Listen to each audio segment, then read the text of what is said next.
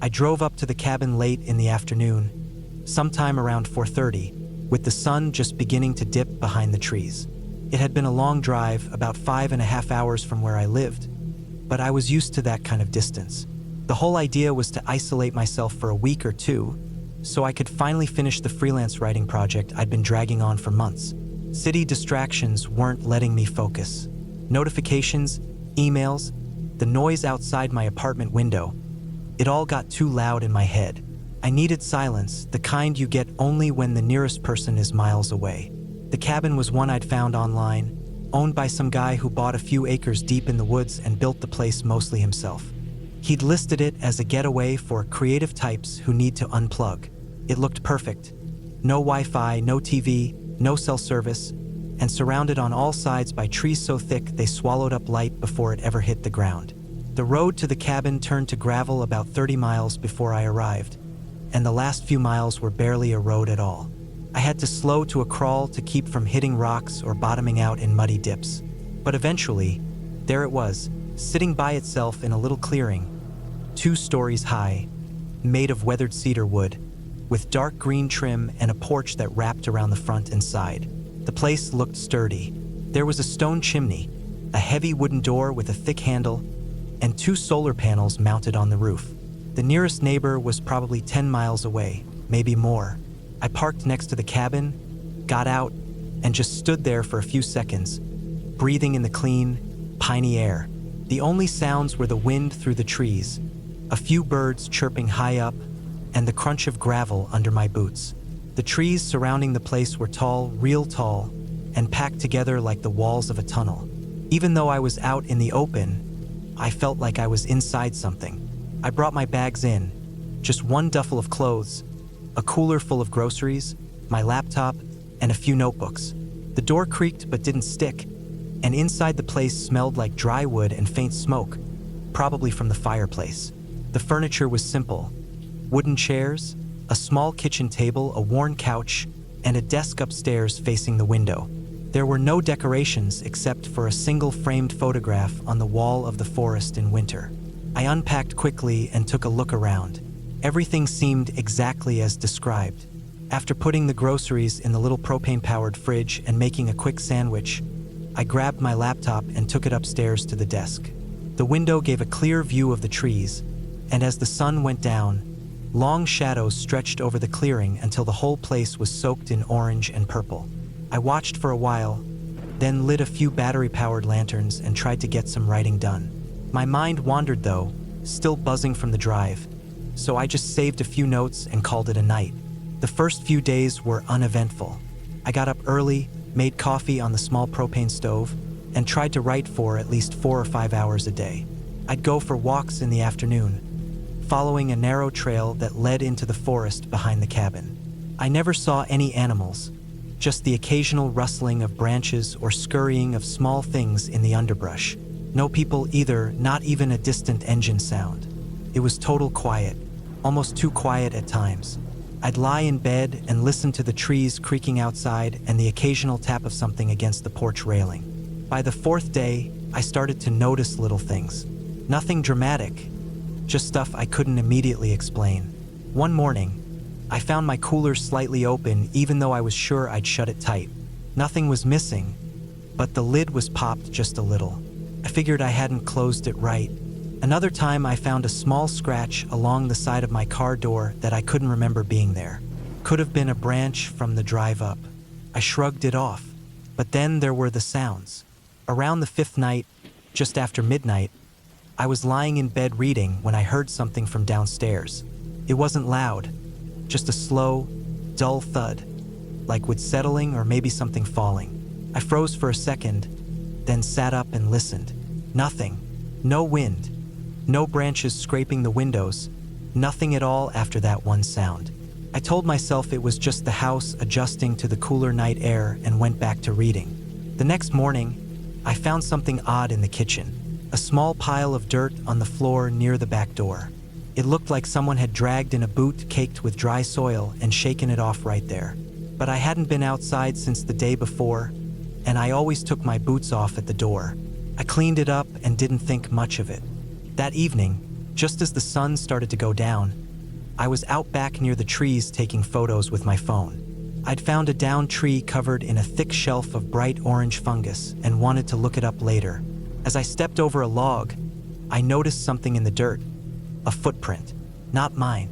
It was slightly smaller than my foot, but the tread was totally different. The heel was narrower, and the toe had an odd curve. It looked almost like a hiking boot, but not one I recognized.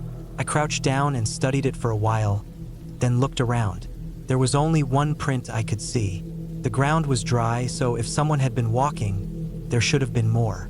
But nothing. Just that one, like someone had jumped down or stepped out from behind a tree.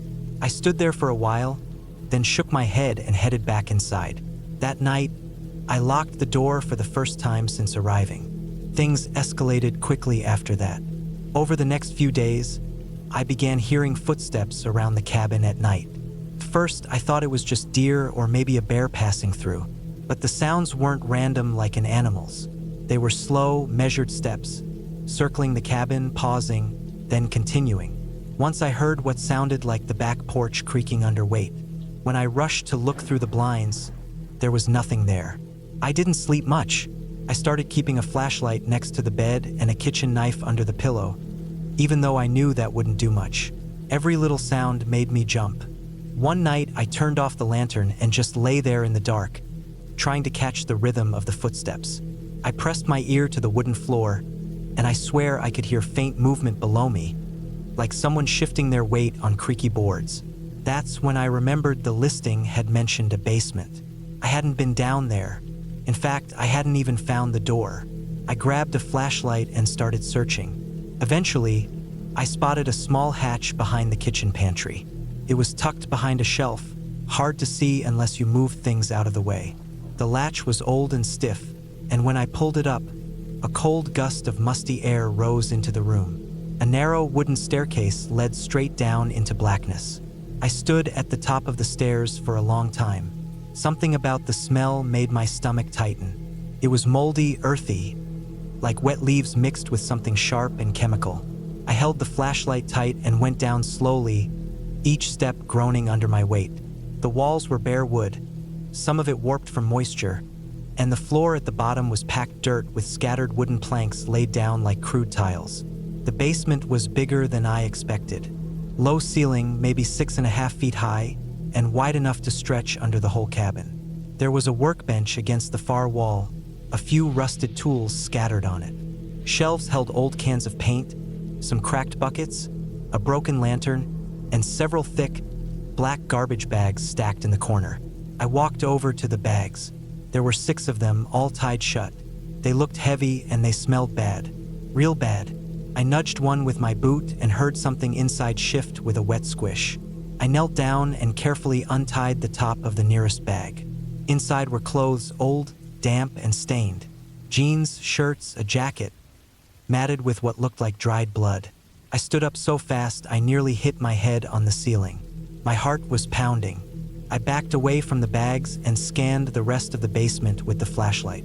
There was a section near the back that looked recently disturbed. The dirt was looser, darker, like it had been dug up and quickly filled back in.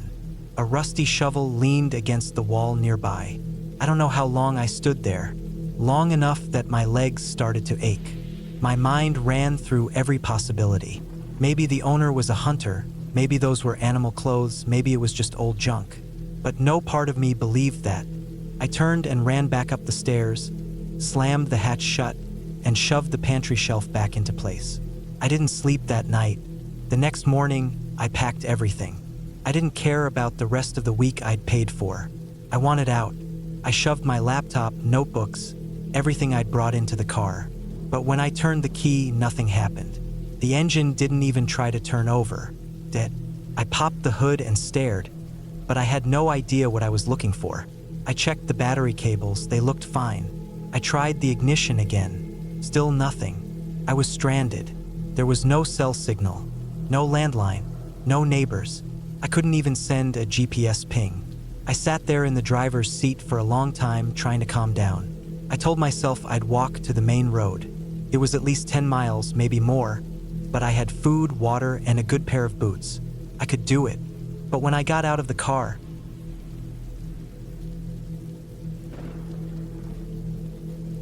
it was the beginning of September when I decided to leave the city for a while.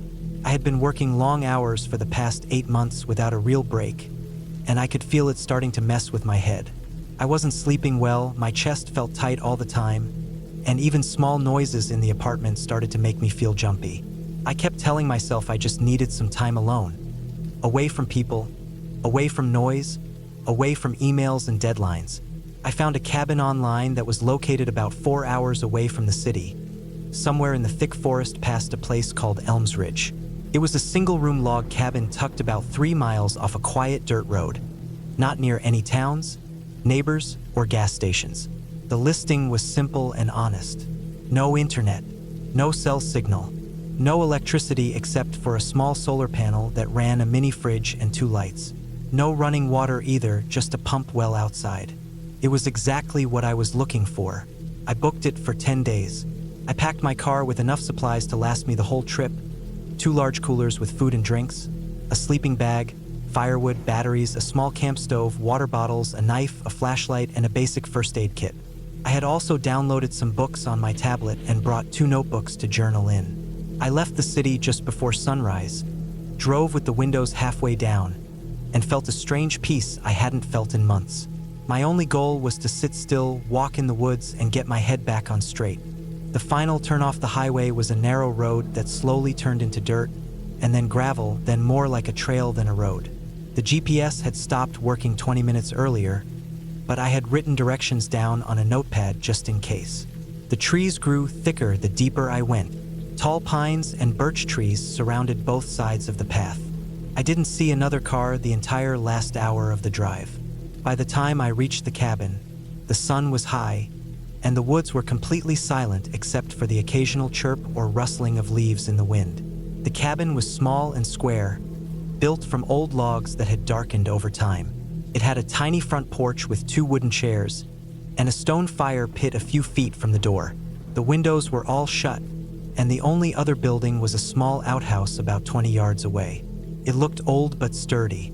I parked my car close and unloaded everything, locking the doors even though I doubted anyone would be around to mess with it.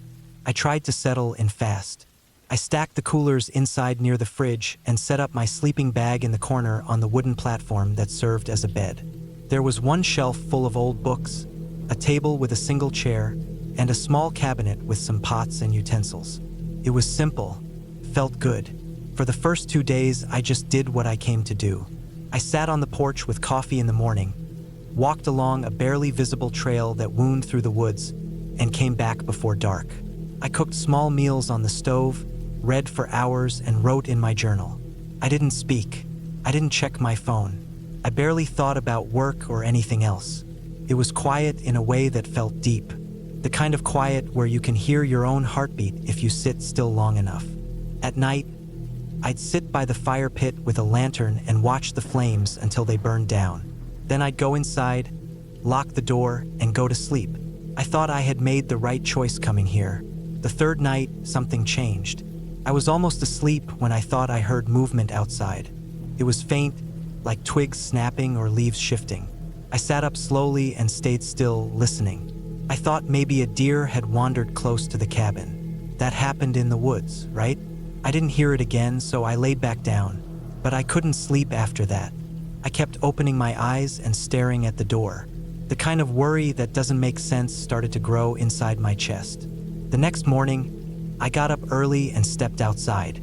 I looked around the cabin and didn't see anything unusual. But then I noticed something weird.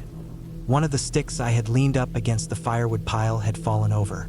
It wasn't anything major. Maybe it was the wind, but something about it felt off.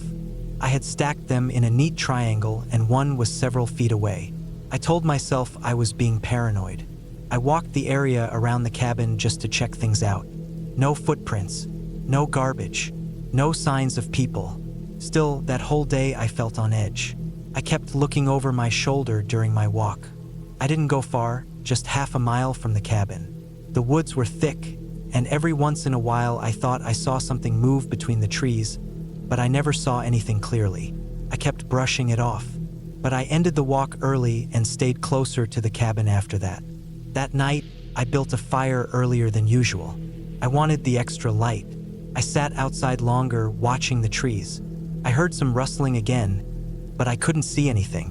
When I finally went inside and locked the door, I placed the flashlight, knife, and one of the heavier logs next to my sleeping bag, just in case. That was the night I knew something wasn't right. I was asleep, deep asleep, when I woke up because of a noise. Not outside, inside. It was like something had brushed against the wall or knocked something over. My eyes opened fast. The cabin was dark except for the moonlight coming through the small window. I didn't move. I just listened. I could hear my own breathing. Nothing else. Then something creaked. It came from the far side of the cabin near the door. I sat up and reached for the flashlight. I clicked it on and pointed it around the room. Everything looked normal, but I noticed that the chair near the table was a few inches away from where it had been. I hadn't touched it that day. I would have remembered. I stayed up the rest of the night. I didn't sleep at all. I sat on the bed platform with my back against the wall. Knife in hand, flashlight pointed at the door. The creaking didn't come back. The noise didn't come back. But I knew I wasn't imagining it. In the morning, I walked the whole area around the cabin. I found what looked like a footprint about 20 feet away in the dirt. It wasn't a shoe I recognized. It was wide, like a boot, and heavy. I stepped next to it with my own shoes and saw the size difference. I took a picture of it with my tablet, even though there was no service. I kept checking my phone anyway, hoping for a signal. Nothing. I thought about leaving that day, but I had paid for the full trip, and a part of me still thought maybe it was just my mind playing tricks. Maybe it was just fear feeding fear. So I stayed. I wish I hadn't. Over the next 2 days, things escalated. I started hearing movement every night, always after midnight. Sometimes it was footsteps outside. Sometimes it was small tapping on the walls. Once, I heard something dragging across the porch. Each time, I'd grab the flashlight and knife and stay awake. I started keeping the fire going longer into the night. I even blocked the front door with the table once. I had a small hatchet from my supplies, and I kept that beside the bed too.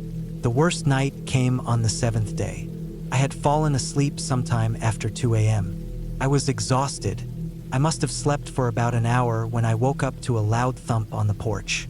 Not a tap, not a knock, a full stomp, then silence, then another. Slow, heavy steps. I sat up fast, grabbed the flashlight, and pointed it at the door. I didn't even breathe. Then I heard the doorknob rattle. It wasn't fast or violent. It was slow. Someone was turning it gently, like testing to see if it was locked.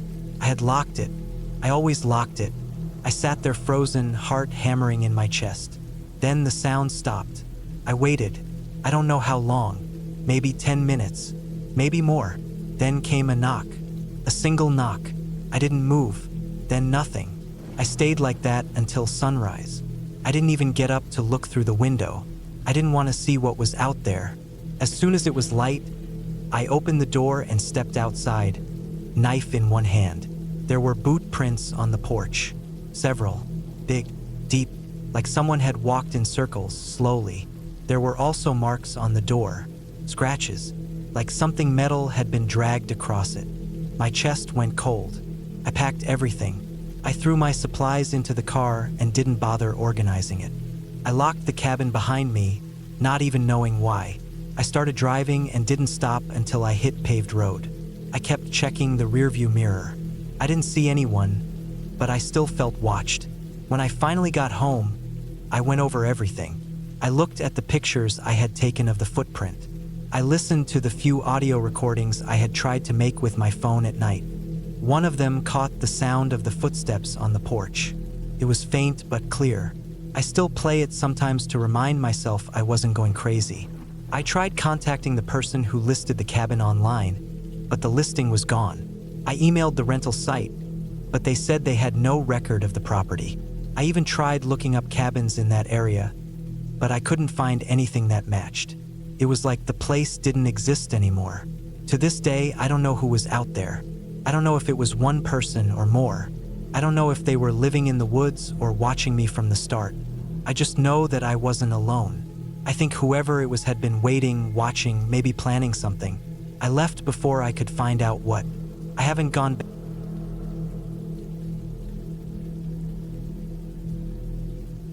I didn't go to that cabin because I was looking for peace or adventure. I went because I needed to focus. My company had given me a deadline to finish a detailed technical report, and I was behind. At home, the distractions were constant. Calls, emails, noise, people dropping by. I needed to be somewhere quiet, away from the internet, away from everything. A friend of mine had access to this old wooden cabin in the mountains of northern Idaho.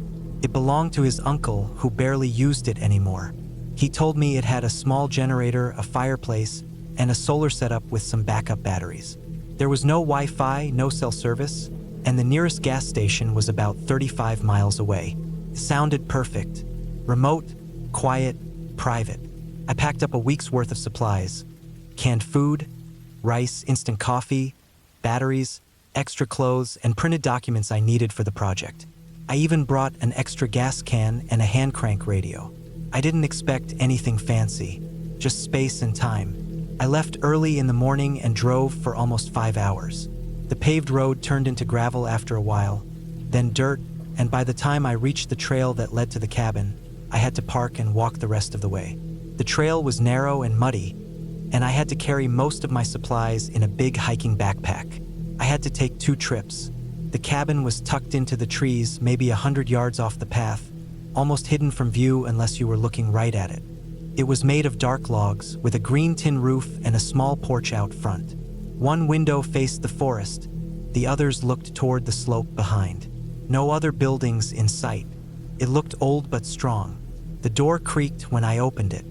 Inside, it smelled like dust and pine. The floorboards groaned under my weight. There was a small table, a wooden chair, a cot with a foam mattress, a wood stove in the corner, and a counter with some old utensils and a propane burner. There was a closet with extra blankets and a few tools, plus a shed out back with firewood and an old axe. No running water. A plastic barrel outside collected rainwater from the roof, and there was a deep hole outhouse down a path about 50 feet into the woods. It was cold inside, colder than I expected. I started a fire in the stove using kindling from the box and wood from the shed. The warmth spread slowly. I unpacked my laptop, connected it to a portable battery, and laid out my notes. I planned to write for at least 8 hours a day and spend the rest of the time resting, eating, or walking a little. That was the plan. The first day went fine. I wrote for most of the afternoon. At night, I heated some rice and beans, listened to the radio for a while, and sat on the porch. The stars were bright, more stars than I'd seen in years. The forest was quiet, almost too quiet. I didn't hear any cars, planes, or people, just trees moving in the wind and the occasional bird. When I went to bed, the silence made it hard to sleep. I was used to city sounds.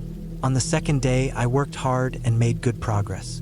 I boiled some water on the propane burner and used it to wash my face and hands. Around noon, I went for a short walk. The forest felt thick and heavy, like it was pressing in on all sides. The trees were tall and close together, and the path was covered in fallen branches and wet leaves. I didn't go far. I came back and ate, then got back to work. That night, it rained. I lay in bed listening to the drops hitting the metal roof. The wind picked up. I heard branches cracking outside and something moving through the trees, but I told myself it was just deer or maybe a bear. I had brought bear spray just in case. I kept it next to my sleeping bag. On the third day, I woke up feeling like something was off. I checked outside. The water barrel was full from the rain. The wood in the shed was damp. There were fresh scratches on the back wall of the cabin, long marks near the bottom, like from claws. I stared at them for a long time, then told myself maybe they'd been there before and I just hadn't noticed. Still, I felt uneasy. I kept my axe close for the rest of the day. Around sunset, I heard a sound I couldn't explain. It wasn't an animal. It wasn't thunder. It was low and deep, almost like a hum, but it seemed to move like it was passing through the trees. I stood at the door for 10 minutes, listening, trying to figure out where it came from. Then it stopped. I told myself I was tired and hearing things. That night, I barely slept. Every time I closed my eyes, I thought I heard footsteps outside. Not animal sounds. Heavy, slow footsteps. But when I looked out the window, I couldn't see anything in the dark. I kept the fire going all night and stayed under the blanket, wide awake. On the fourth day, I found something strange near the outhouse. A footprint. It wasn't mine. It was longer and wider than my boot, and deeper, like whoever made it was heavier. The toe shape wasn't right either. It looked flattened, like someone walking barefoot but with oddly shaped feet. There were more prints nearby, leading away from the outhouse into the trees. I didn't know what to think. There was no one else supposed to be out there. No cars on the trail, no sign of anyone passing through. I felt sick in my stomach. I backed away and went straight back to the cabin. I locked the door even though the lock was just a simple latch. I worked for a few hours but couldn't focus. I kept checking the window. I didn't eat much. I didn't want to go outside. Every noise made me jump. By nightfall, I was paranoid. I sat in the corner with the axe next to me and the bear spray in my pocket. I didn't light the fire. I didn't want the smoke to show. I wrapped myself in blankets and stayed still. Around midnight, I heard the footsteps again. This time they stopped right outside the cabin. The floor creaked under my feet as I stepped closer to the window.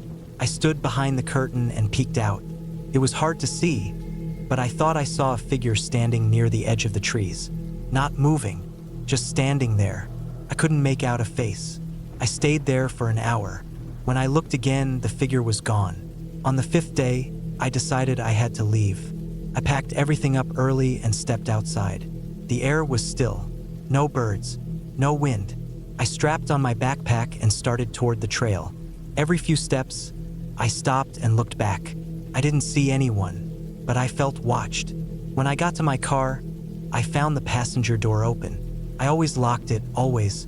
Inside, the glove box had been emptied, and the papers were spread out on the seat. A smell hung in the air. Not rot, not smoke, something like metal and sweat. I sat down and started the engine. I drove fast, bumping over the dirt road, barely stopping. I made it to the gas station near the highway. I parked and went inside. I stood there, trying to calm down, trying to decide if I should call someone. But who would I call? The sheriff? My friend who owned the cabin? What would I even say? I filled up the tank, got back in the car, and drove home. I didn't tell anyone what happened. I finished the report a week later, working from my apartment. I didn't sleep well for months. Even now, I can't explain it. I don't know who or what was out there. I don't know if someone was living in the woods watching the cabin. I never saw a face, never heard a voice. But I know someone was out there. They were close. They walked right up to the walls. They left footprints. They touched my car. The friend who gave me access to the cabin asked me if I ever planned to go back. I told him no. I didn't say why. I think about it a lot. Not every day, but enough. Sometimes when it's quiet, when I'm alone at night, I remember the sound of those footsteps, the shape in the trees, the scratch marks, the feeling that someone wanted me gone, but not before they watched me for a while to see what I would do. I never found out who it was, but they found me, and I don't think it was the first time they've done it.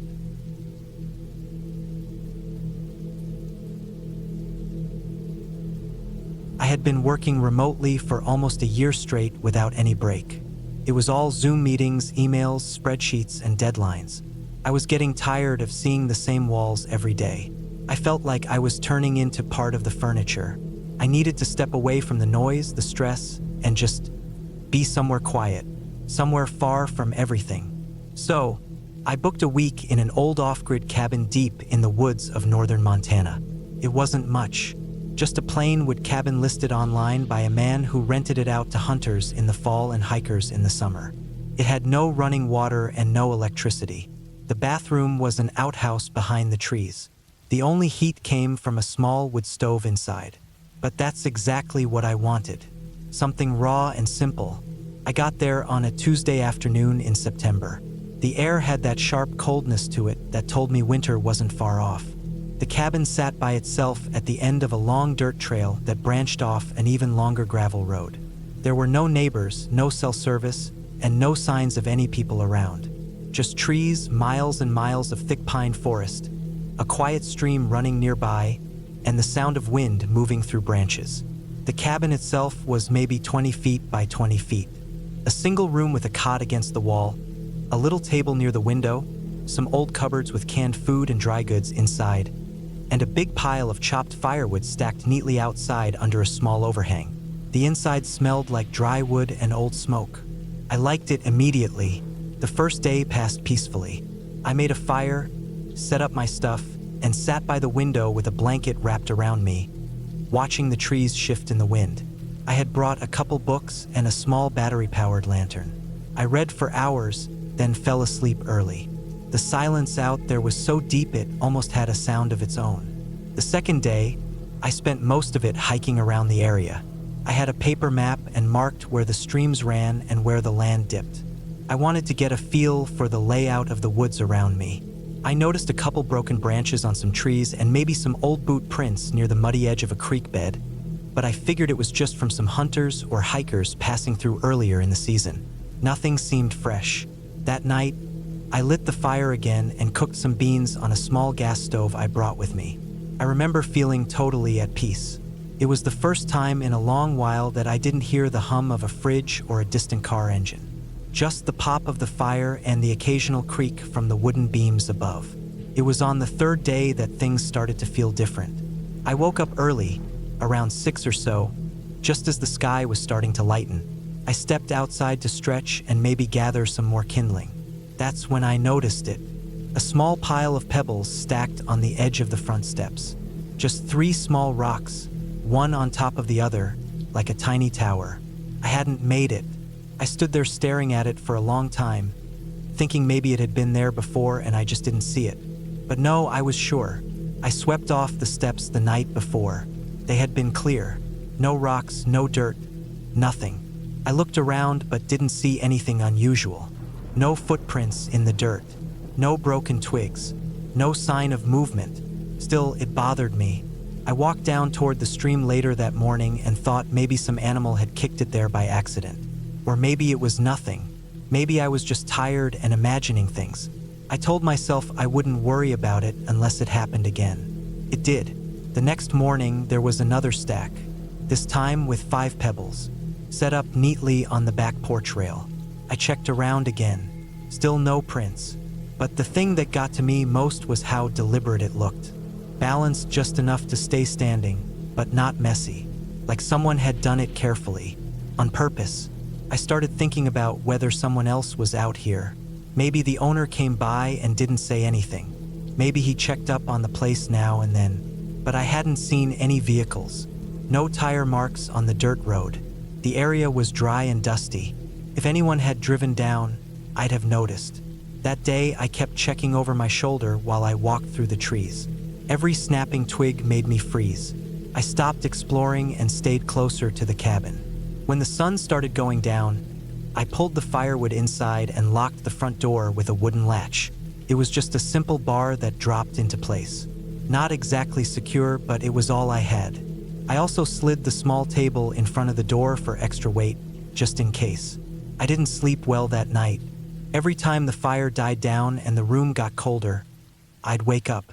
At one point, I thought I heard a soft noise outside, like something brushing against the wall. I held my breath and listened, but nothing followed. Eventually, I fell back asleep. The next morning, I found something that made my stomach turn. It was a piece of rope, a short length about 2 feet long, tied into a simple loop. It was hanging from the branch of a small tree just off the main trail I used to get water from the stream. It was too low to be meant for an animal snare, and it was tied tight and clean. Perfect circle. I knew someone had put it there. This time, I walked a full perimeter of the property. I checked behind every tree, looked up every ridge I could see from the cabin, even climbed onto the roof to get a better view. Nothing. No movement. No sound. Just that same deep, empty quiet. I decided not to stay outside after dark anymore. That evening, I turned off my lantern and sat in total darkness after the fire went out. I didn't want anyone outside to see any light. I sat there in the pitch black, wrapped in my blanket, just listening. I must have dozed off at some point because I woke up suddenly to a sound that made my whole body freeze. It was soft, a creak, the unmistakable creak of one of the porch boards shifting under weight. I stayed absolutely still. My eyes were wide open, but I couldn't see anything. I strained my ears and held my breath. Another creak, closer this time, then silence. I stayed like that for what felt like an hour. No sound, no movement. I didn't sleep after that. I waited until morning and didn't even light a fire. When daylight finally came, I went outside with a heavy stick in my hand. I checked the porch and saw what I was afraid of. One of the steps had a new scrape on it, like something sharp had dragged across the wood. And just beside the door, tucked behind a small pile of chopped logs, was another stack of stones. 7 this time. That was it for me. I packed up my stuff and decided I'd leave early. I didn't care if I had to hike out and wait on the side of the road. I wasn't going to stay another night. But as I reached the path that led back to the gravel road, I noticed something I hadn't seen before.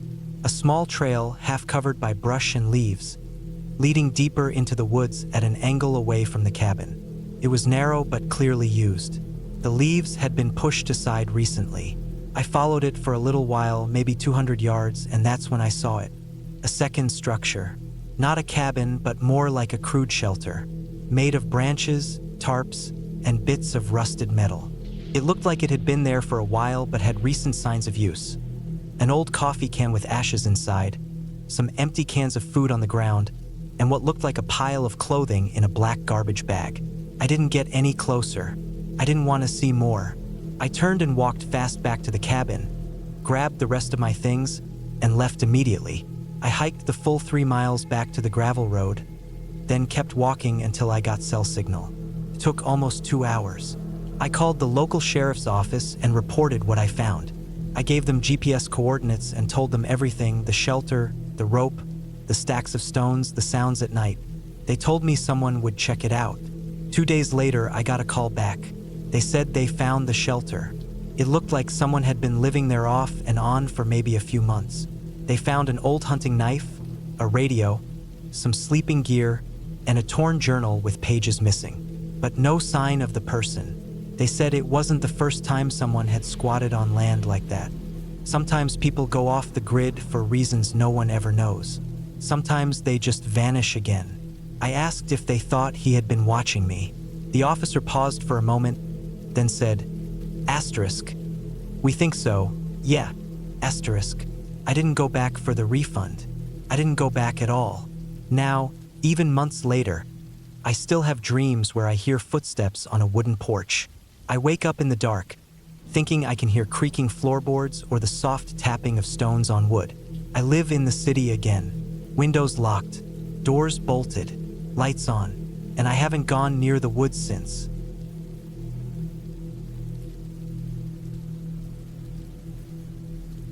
I was never the type of person who liked being around people too much. I don't hate people or anything like that. I just get tired being around them for too long. I like silence. I like slow mornings. I like hearing the wind through the trees instead of traffic. So when I finally got time off from work after months of overtime, I decided to take a full week and stay in a cabin I found online. It wasn't one of those fancy modern ones. It looked old. Real wood, small porch, no neighbors close by. That was the main selling point for me. I booked it the same day I found it. The drive was long. I had to go up winding roads through hills that got quieter and steeper as I climbed. Cell signal dropped about halfway up. I passed a couple of houses, then not much of anything for miles. Just trees and more trees. I remember the moment I finally pulled up to the place. The gravel under my tires crunched loud because everything else was so still. The cabin sat back a little from the road, partly hidden behind some pines. It had one main floor, a small deck, and a shed a little off to the side. I got out, stretched, and took a long breath. It smelled like pine needles, sap, and damp wood. The air felt cooler here than it did back in the city. The key was under a rock near the steps, just like the owner had said in the email. I let myself in, turned on the lights, and looked around. It was basic but cozy. One big room with a couch, a bed off to the side, a little kitchen space, and a small bathroom in the back. Everything smelled faintly like old wood and the kind of cleaning spray that leaves a lemon scent. Felt good, peaceful. I didn't do much the first day. I unpacked some groceries, set up my laptop even though I doubted I'd use it much, and walked around outside a bit. I found a narrow trail that ran behind the cabin and followed it maybe a half-mile before heading back. I didn't want to get too far while it was getting dark. I didn't see anyone, no animals, no movement, just wind in the trees. It was the kind of quiet that made your ears ring. I remember standing out there before sunset, thinking how perfect it was. I had no idea how strange that week would get. The first night was fine. I made eggs and toast, watched an old movie I had saved on my laptop, then went to bed early. I remember hearing something outside right before I fell asleep. A short, soft crunch, like a footstep on gravel, but I figured it was just a deer or maybe some branches falling. It didn't even register as anything important. The second day, I spent most of the time reading and walking the trail again. I brought a bottle of water and followed it deeper. It eventually curved down into a gully and crossed a small, dry stream bed. I lost the trail after that and turned back. Still no cell signal, not even a flicker of a bar. When I got back, I noticed something weird. The front door was unlocked. I was sure I had locked it when I left. I had stood there, twisted the little knob lock, and pulled the door to double-check. But now it swung open when I touched it. I stood there for a while, holding the handle, just looking into the cabin. Nothing seemed moved or disturbed. My backpack was still on the couch. The keys were still on the little table by the door. I stepped in slowly, checking the corners, the bathroom, even under the bed like a kid. Nothing. Maybe I just forgot to lock it. I tried not to overthink it. That night, I kept the porch light on and made sure the door was locked. This time double-checked and then checked again. I also jammed a chair under the doorknob just in case. Not that I thought someone was out there, but it helped me sleep. Or at least it was supposed to. Around 3 a.m., I woke up needing to use the bathroom. The room was dead silent. No wind, no creaking, just still. I used the bathroom, then walked to the kitchen to get a drink. That's when I noticed it. A soft, dull shine in the gravel outside the front window. I moved closer, peering out. At first, I thought it was just dew or a puddle reflecting the porch light. But then I saw it was metal.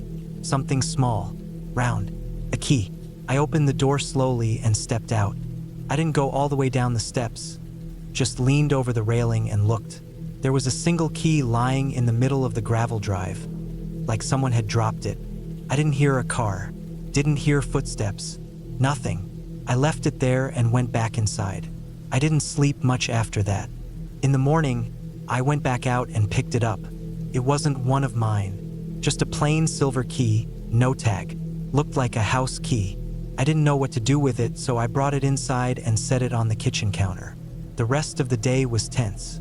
I kept looking out the windows, listening for anything. But it was quiet, dead quiet. That evening, I heard something again. A single knock, not on the door, on the back wall of the cabin. It was just one knock, solid, like someone had tapped it once with something heavy. I froze, waited. Nothing followed. I went outside with a flashlight, circled the cabin slowly. No one. The forest looked empty, but I couldn't shake the feeling I was being watched. That night, I barely slept. I kept waking up to every small sound. The fridge humming, the walls creaking, my own heartbeat pounding in my ears. I had locked the door and braced it again. I checked the windows too. Still, I felt exposed. Like the walls were paper thin and whoever was outside could hear every breath I took. The next morning, I decided I'd had enough. I was going to leave early. I packed up most of my things and loaded them into the car. But when I went to start it, the engine cranked and cranked but didn't start. I tried again. Nothing. Just the sound of it trying, then clicking. I checked the gas, it was fine. I popped the hood, but I don't really know anything about engines. Everything looked fine, but that meant nothing to me. I gave it a few minutes, tried again, and still nothing. The battery wasn't dead. Lights still worked, horn still worked, but it just wouldn't start. I felt a pit open in my stomach. I was stuck. I went back inside, sat at the kitchen table and stared at the key, that plain silver key. I picked it up and turned it in my fingers. It looked clean, too clean, like it had just come out of someone's pocket. Not dirty, not rusted. I tried it in the front door, it didn't fit. Tried it in the back door. Nothing. I stared out the window at the shed. I had checked the shed on my first day. It was locked. I remember trying the door and seeing a padlock on it. I took the key and walked out, crunching over the gravel. The shed sat back in the shade of a large pine. The lock was old, rusted, and big. I slid the key in, turned. I stood there a long time with my hand on the lock, not opening it, just holding it. My heart was racing. I didn't even want to know what was inside, but I had come this far. I opened it. Inside, it was mostly dark. The only light came from the gap in the door and a single dusty window. There were tools, rakes, shovels, an old lawnmower, and something that looked like a workbench. And then I saw the cot. Just a plain metal frame cot with a blanket folded at the foot. Next to it was a small cooler, a couple of empty water bottles, and a crumpled bag of chips. Someone had been staying here. I backed out slowly and closed the door. I didn't lock it. I didn't even think to. I just walked back to the cabin, locked the front door behind me, and sat in the middle of the floor, thinking. I stayed there until dark, not moving much. The idea that someone had been living right next to me, watching maybe, made my skin crawl. I kept all the lights off that night, sat in the dark with a kitchen knife in my hand, listening. At some point, I fell asleep sitting up. The next morning, the key was gone. I had left it on the counter again after trying the shed. Now it wasn't there. I checked the floor, under the fridge, every drawer. Nothing. The door was still locked. Windows were shut. I don't know how it disappeared, but it did. My car still wouldn't start. I thought about walking down the road, but it was easily 15 or 20 miles to the nearest town, and I didn't know if whoever had the key was still out there, watching. I didn't want to be alone out on the road. I decided to wait one more day, then hike out in the morning if I had to. That night, I heard something new. Footsteps, not around the house, on the porch. Slow, deliberate, then a soft metal clink, like keys. I held my breath. The doorknob turned, then again harder, then it stopped. I sat frozen for what felt like an hour. Eventually, I crawled into the bathroom and sat in the tub with the knife in my lap. Door closed, lights off. I stayed there until sunrise. When I finally stepped out into the living room, the front door was open, just a few inches. The chair had been moved. I packed the rest of my stuff in under 5 minutes. Left the groceries, left everything else. My car still wouldn't start, so I left it too. I grabbed my bag and started walking down the road. I didn't stop for hours. Eventually, I got to a gas station. I used their phone to call a tow truck. I didn't say anything about the cabin. I just told them where my car was and waited. 2 days later, I got an email from the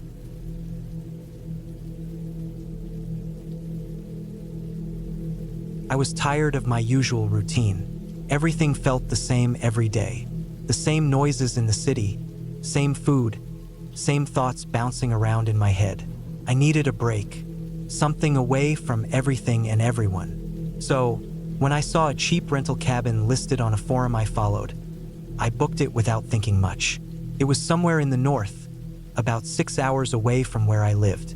I didn't even look at reviews, just saw the price, the pictures of a wooden cabin next to a lake, and clicked, book now.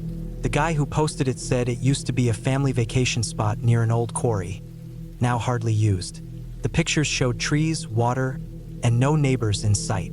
That's exactly what I wanted. A place where I didn't have to talk to anyone or think about anything. Just sit outside, maybe fish, cook food, and sleep early. No noise, no work emails, no city traffic. I packed my car with a cooler full of groceries, a sleeping bag, some tools, 2 jugs of water, a flashlight, a battery pack, a knife, a book I had never gotten around to reading, and a thick jacket. I left at 6 in the morning. The first half of the drive was all highway. Then it turned into narrow roads, then gravel, and then finally dirt. The signal on my phone disappeared long before I reached the place. I passed a rusty sign that said, Clearwater Quarry, restricted, and another smaller wooden sign with a barely readable private property, tenants only, nailed to a tree. From there, the road curved down a little slope. At the bottom was the cabin, just like in the photos. It looked quiet, untouched, like no one had stayed there for months. The trees around it were tall and dense. Behind the cabin was a slope that led down to the quarry. The quarry itself was a deep pit filled with rainwater and runoff over the years, looking more like a small lake now. The edges were rocky, and the path to the water was rough and steep in most parts. The cabin wasn't big. Just one room, a small kitchen counter, a bed, a bathroom, and a wooden table with 2 chairs. No electricity. There was an old solar panel on the roof, but it didn't seem to be doing much. Inside, the place smelled a bit like dust and old wood. A pile of firewood sat in a box near the door, and a small wood stove stood in the corner. I opened all the windows to air the place out, dropped my bags, and walked around. Out back was a fire pit and a half-broken bench. Beyond that, the land sloped toward the quarry. You could see the water shining through the trees. I walked over, careful not to slip. The path was soft in some places and had small rocks rolling under my feet. I reached the edge and looked down at the water. It was still, not a ripple, no fish jumping, just a silent, dark pool inside a deep hole in the ground. There was no cell signal, no internet. I liked that.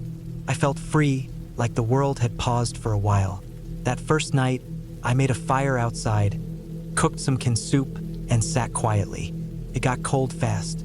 The air was sharper, thinner than the city.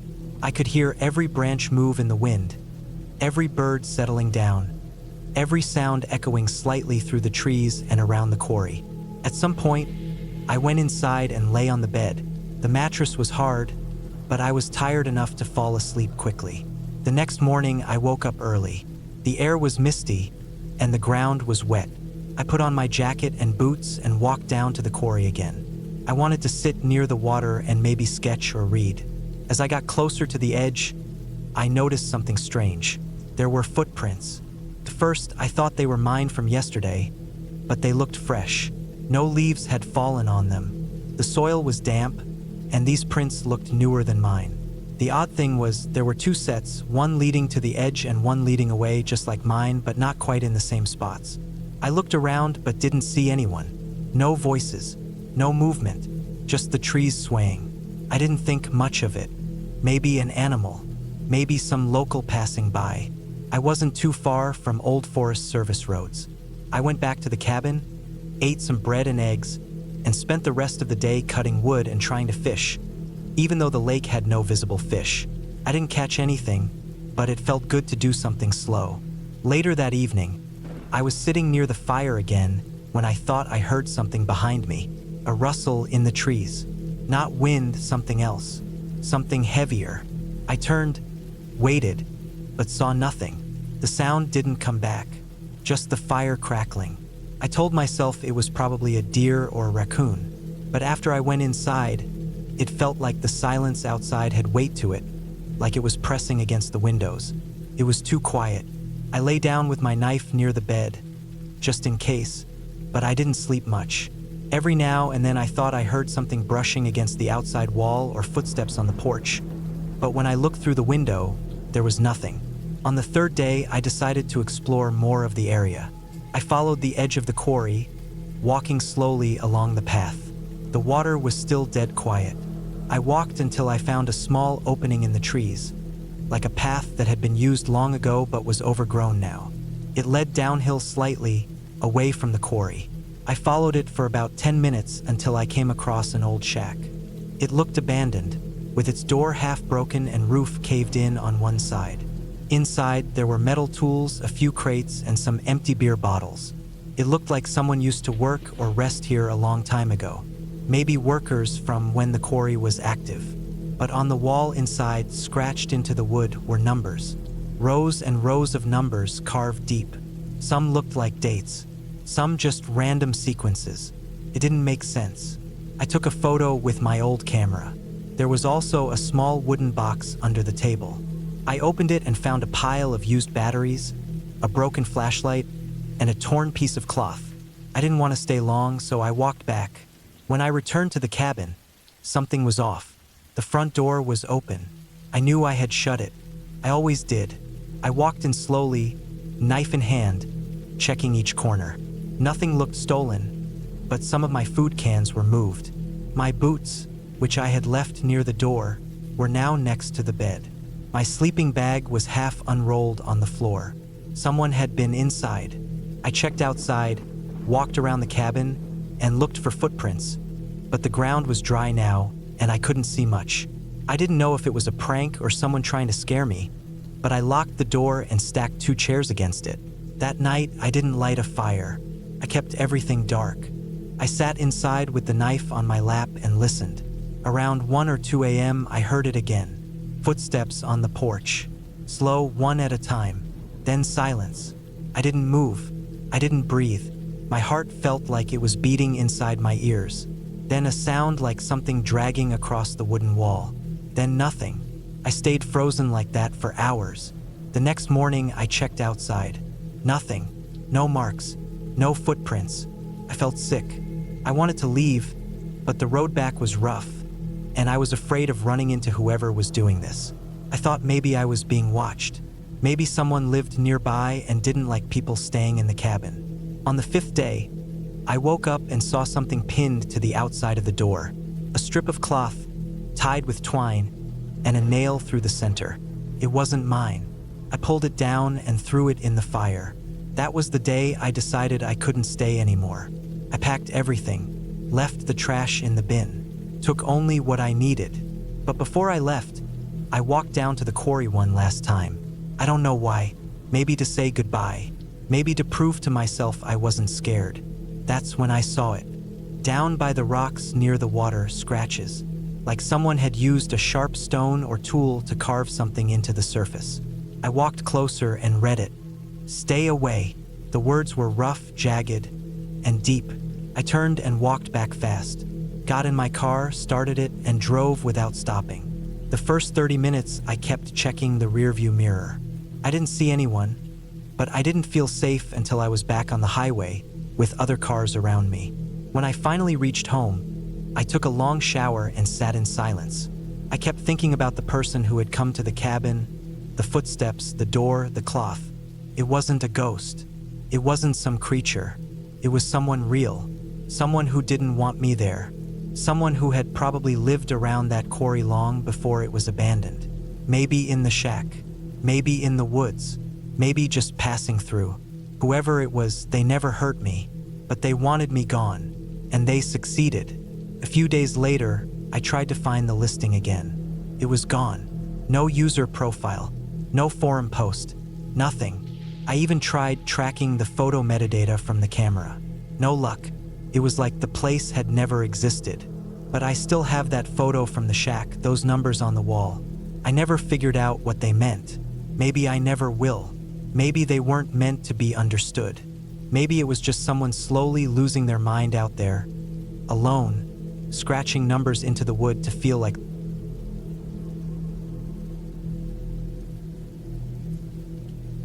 I didn't think I needed a break from life until I caught myself yelling at a slow microwave. Not even yelling, screaming, over reheated rice. That's when I knew something was off. Work had been chewing me up, and I hadn't had a proper weekend in months. I needed somewhere quiet, away from screens, traffic, phone calls. I wanted to hear birds again. I wanted to feel a breeze that wasn't filled with exhaust. I searched online for remote cabins. I didn't want a resort or a fancy place with hot tubs and central air. I wanted something old and simple, deep in the woods. No neighbors, no roads nearby, no service. I found one that looked perfect. 2 hours away, private land, wood-burning stove, no electricity and well water. It was owned by an older man who lived in town. The price was cheap, and that made me hesitate at first, but I figured I'd only be there for 5 days. I could handle anything for 5 days. I packed light, just some canned food, instant coffee, clothes, books, and a few tools. I brought my old boots, a tarp, rope, a flashlight, backup batteries, a hatchet, and a knife. I didn't expect trouble, but I liked to be prepared. I didn't tell many people where I was going. Just one friend, and I only gave her a vague idea. Said I was heading to the mountains for a bit. The drive up was calm. Long roads with trees on either side, the kind where the lines fade and the pavement cracks. I passed a few houses early on, then they disappeared. By the time I reached the dirt road that led to the cabin, I hadn't seen another car in 20 minutes. The road was narrow and winding. It went through thick forest, the kind that grows wild and messy. Branches scratched at my windows. There was moss on the trees, and the air looked damp even though it hadn't rained. The cabin sat at the end of a thin trail barely wide enough for a car. It was tucked between pine trees, perched on a slope that looked down toward a dry creek. It was built from weathered logs, darkened by time. The roof sagged slightly, but it looked sturdy. The porch had a chair, a broken bench, and a pile of chopped wood. I stepped out of the car and took a deep breath. It smelled like soil and bark and something old. The kind of smell you don't get in the city. I liked it. Inside, it was simple. One room with a stove, a cot, a table, a shelf, and not much else. A trapdoor in the floor led to a small root cellar. There were no windows on the back wall, and the front ones were small and high. It felt like the kind of place people built to stay hidden. I lit a lantern and unpacked. The stove worked fine once I got a fire going. It didn't get cold until night, but I wanted to make sure it worked. The first day went quietly. I walked around, got to know the area. I followed the creek downhill until it curved into a thicker part of the forest. There was no trail, just animal tracks and fallen branches. I didn't go too far. I didn't want to get lost. I sat on the porch in the evening and listened to the woods. It was quiet, but not silent. Birds, crickets, the rustling of leaves. Felt like the right place to be. But that night, I woke up feeling wrong. It was maybe 2 or 3 a.m. The fire had died down and it was cold. I got up to throw another log in, but I paused. I couldn't explain it. Something just felt off. My skin felt prickly, and the room felt too quiet. I stood there holding the log, listening. There was no wind, no creaks from the old cabin, nothing. It was like the air itself had stopped moving. Then I heard a thump outside. It wasn't loud, just a dull sound, like a rock hitting the ground. But it was close, on the side of the cabin, near the back where there were no windows. I waited. Nothing followed. I stepped softly to the door and put my ear to it. Still nothing. No footsteps, no breathing, no animals. Just a single thump. I stayed awake the rest of the night, sitting near the stove, knife in hand. The rest of the night was uneventful, but I couldn't relax. I kept thinking about that sound. I told myself it could have been anything. A branch falling, a pine cone, even a raccoon knocking over a rock. But it didn't sit right. It felt deliberate. The next morning, I walked around the cabin. I checked the ground, looked for footprints, anything out of place. Nothing. No tracks, no disturbed soil. I tried to brush it off, but that feeling stuck with me. On the second night, I locked the door and shoved the table against it. The latch was old and thin. I didn't trust it. I kept the hatchet next to me by the cot. I didn't sleep much. Around the same time, close to 3 a.m., I heard something again. This time it wasn't a thump. It was a dragging sound, slow, like something being pulled across the dirt. It came from the same side of the cabin, the back, with no windows. I didn't move. I sat up in the dark, straining my ears. The sound didn't continue. It just stopped. No footsteps, no breathing. Just the drag, then silence. I stayed like that until dawn, my eyes fixed on the door. I was too scared to even go check the back. The next day, I forced myself to look again. I walked to the back with my boots tight and my hands clenched. The soil there was loose and dry. It showed prints easily. Still nothing. No marks, no lines in the dirt, no signs of dragging. That made it worse. I thought maybe I imagined it. Maybe I was tired, paranoid. On day 3, I tried to distract myself. I read, chopped wood, cooked. I even walked the creek again, further this time. About half a mile down, I found something strange. A dead bird, lying on a rock. No blood, no wounds, just dead. Its feathers were clean, its body whole. It didn't look like an animal had gotten it. It looked like it had been placed there. I left it alone. That night, I didn't even try to sleep. I sat by the stove, lantern burning low, hatchet on my lap. The woods outside were still. At 3:07 a.m., I looked up and saw movement through the front window. Just a shadow, tall, fast, gone in a second. It didn't make a sound. I didn't move. I didn't even breathe. After maybe 5 minutes, I crept to the window and looked out. The trees were dark outlines, barely visible. I waited. Then I saw it again, this time further back. A shape standing still between the trees. It was upright, not hunched, not animal-like. Human-sized, maybe bigger. It didn't move. I stepped back, heart racing. I held my breath and listened. No footsteps, no rustling. It was like it wanted me to see it. I sat on the floor, back against the wall, until morning. When the sun came up, I walked outside with the hatchet and checked the woods. I didn't find tracks. No broken branches, no disturbed grass. But I felt watched. I felt it in my neck and spine, like something had marked me. I decided to leave. I packed fast, threw everything into the car without care. I didn't even clean up the cabin. I just wanted out, but the car wouldn't start. I turned the key and got a click. Tried again. Nothing. Battery was fine. Lights came on. It wasn't dead. It just wouldn't turn over. I popped the hood. I wasn't a mechanic, but I checked what I could. Belts, connections, all looked okay. Then I saw it, small cuts in the ignition wires. Clean, deliberate. Someone had done it by hand. I backed away from the car like it was a body. My mind raced. There was no one around for miles. No roads, no people. I hadn't seen another car in days. I felt sick. I grabbed my pack, some food, water, and the hatchet. I decided to walk out. The road was long, but I could make it by afternoon if I moved fast. I locked the cabin, not that it mattered, and started walking. Every 20 minutes, I turned around. I didn't see anything, but I felt watched. I stayed on the road. I didn't take shortcuts or side trails. I walked fast, but not loud. I didn't want to draw attention. About halfway down, I noticed something. A pile of stones on the side of the road, stacked neatly 5 rocks high. It hadn't been there before. I kept moving. Then another pile about a mile later. Same size, same shape, right at the bend. I kept going. By the third pile, I was running. When I reached the main road, I nearly cried. I flagged down a passing truck and hitched a ride back to town. I didn't explain much.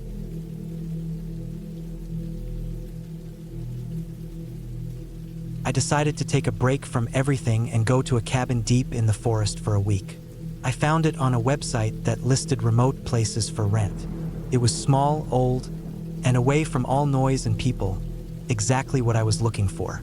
I had been feeling worn out for months, and I just wanted silence.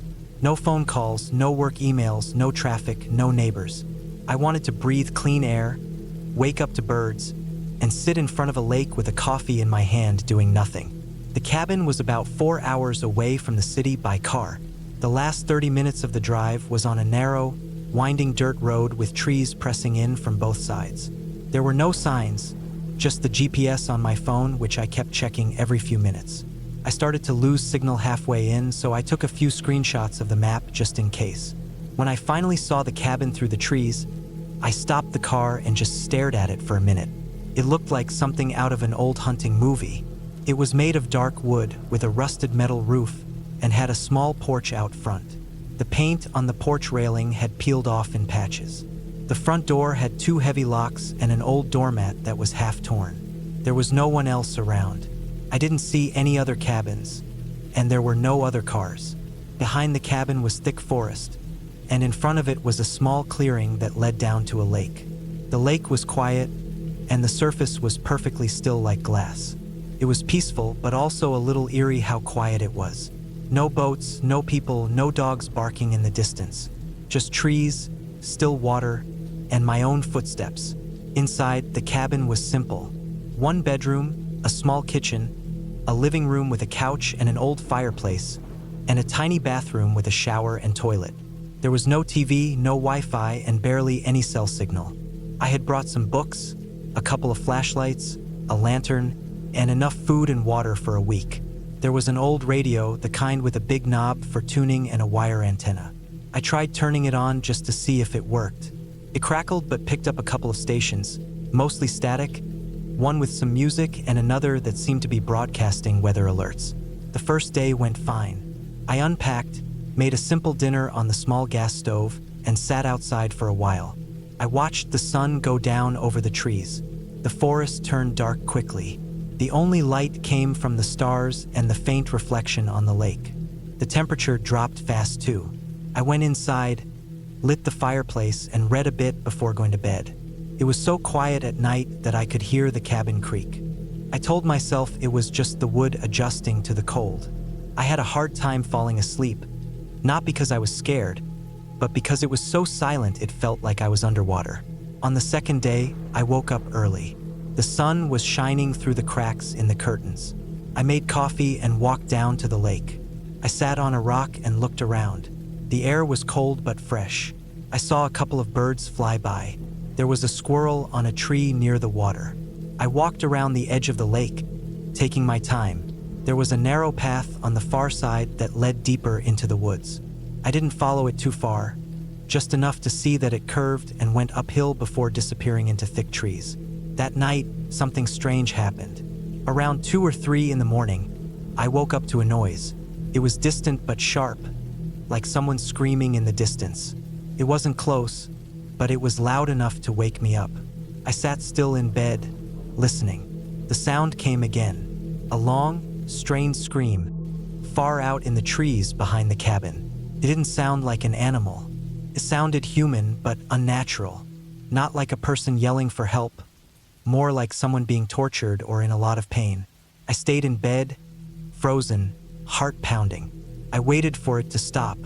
It did after about 5 or 6 screams spaced out by a few minutes. Then silence again. In the morning, I told myself it must have been some kind of animal, maybe a fox or a mountain lion. I searched on my phone, but the signal was too weak. I remembered someone once saying foxes can make sounds that sound like a baby crying or a woman screaming. That had to be it. Still, I couldn't shake the feeling. The way it cut through the silence of the forest. It felt off. On the third day, I decided to explore a bit more. I took a backpack with water, a snack, and a flashlight, and followed that path I had seen near the lake. It went uphill through thick forest, and after about 20 minutes of walking, I came to a small clearing.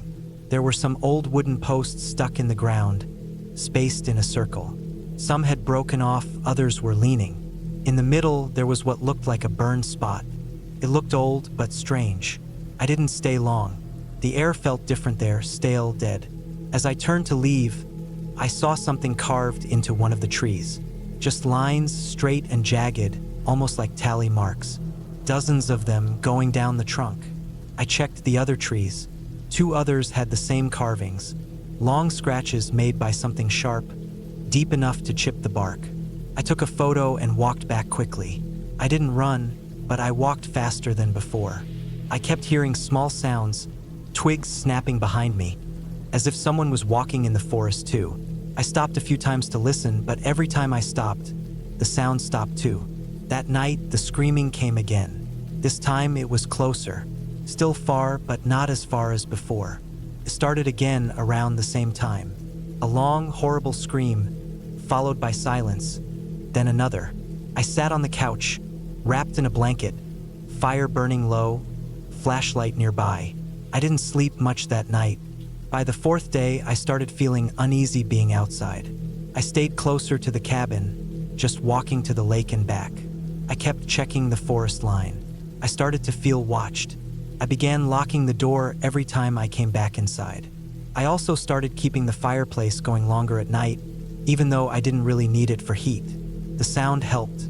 On the 5th day, I woke up and found something strange on the porch. A stick about a foot long, sharpened at the end, sticking upright in the center of the doormat. It had been jammed through it. I hadn't heard anyone come. I checked the lock on the door. It was still bolted. I walked around the cabin slowly. No footprints, no tire marks. Just the stick, right there in the middle of where I had walked the day before. I took it and tossed it far into the trees. I packed a bag that day with all my essentials, just in case. I started considering leaving early, maybe cutting the trip short by a couple days. But I told myself again it could just be some dumb kids messing around. Maybe hunters passing through. Maybe even someone trying to scare me. But deep down I knew that wasn't it. That night, the screaming came again, louder, closer. I didn't sleep. I sat with the flashlight in my hand all night. Every few hours I got up and checked the window. Around 4 a.m., I thought I saw movement between the trees. Just a shape low to the ground, moving fast and then gone. I turned on the outside porch light but didn't open the door. I stayed like that until the sky started to get lighter. On the 6th day, I decided to leave. I started packing everything. I didn't care about the full week anymore. I wanted out. I loaded the car fast and took one last look around. Then I drove back down that dirt road, faster than I probably should have. My hands were shaking, and I didn't feel calm again until I saw the first paved road. But here's the thing. When I got back home, I went through the photos on my phone. I had taken pictures of the lake, the cabin, the forest, that weird circle with the burned ground.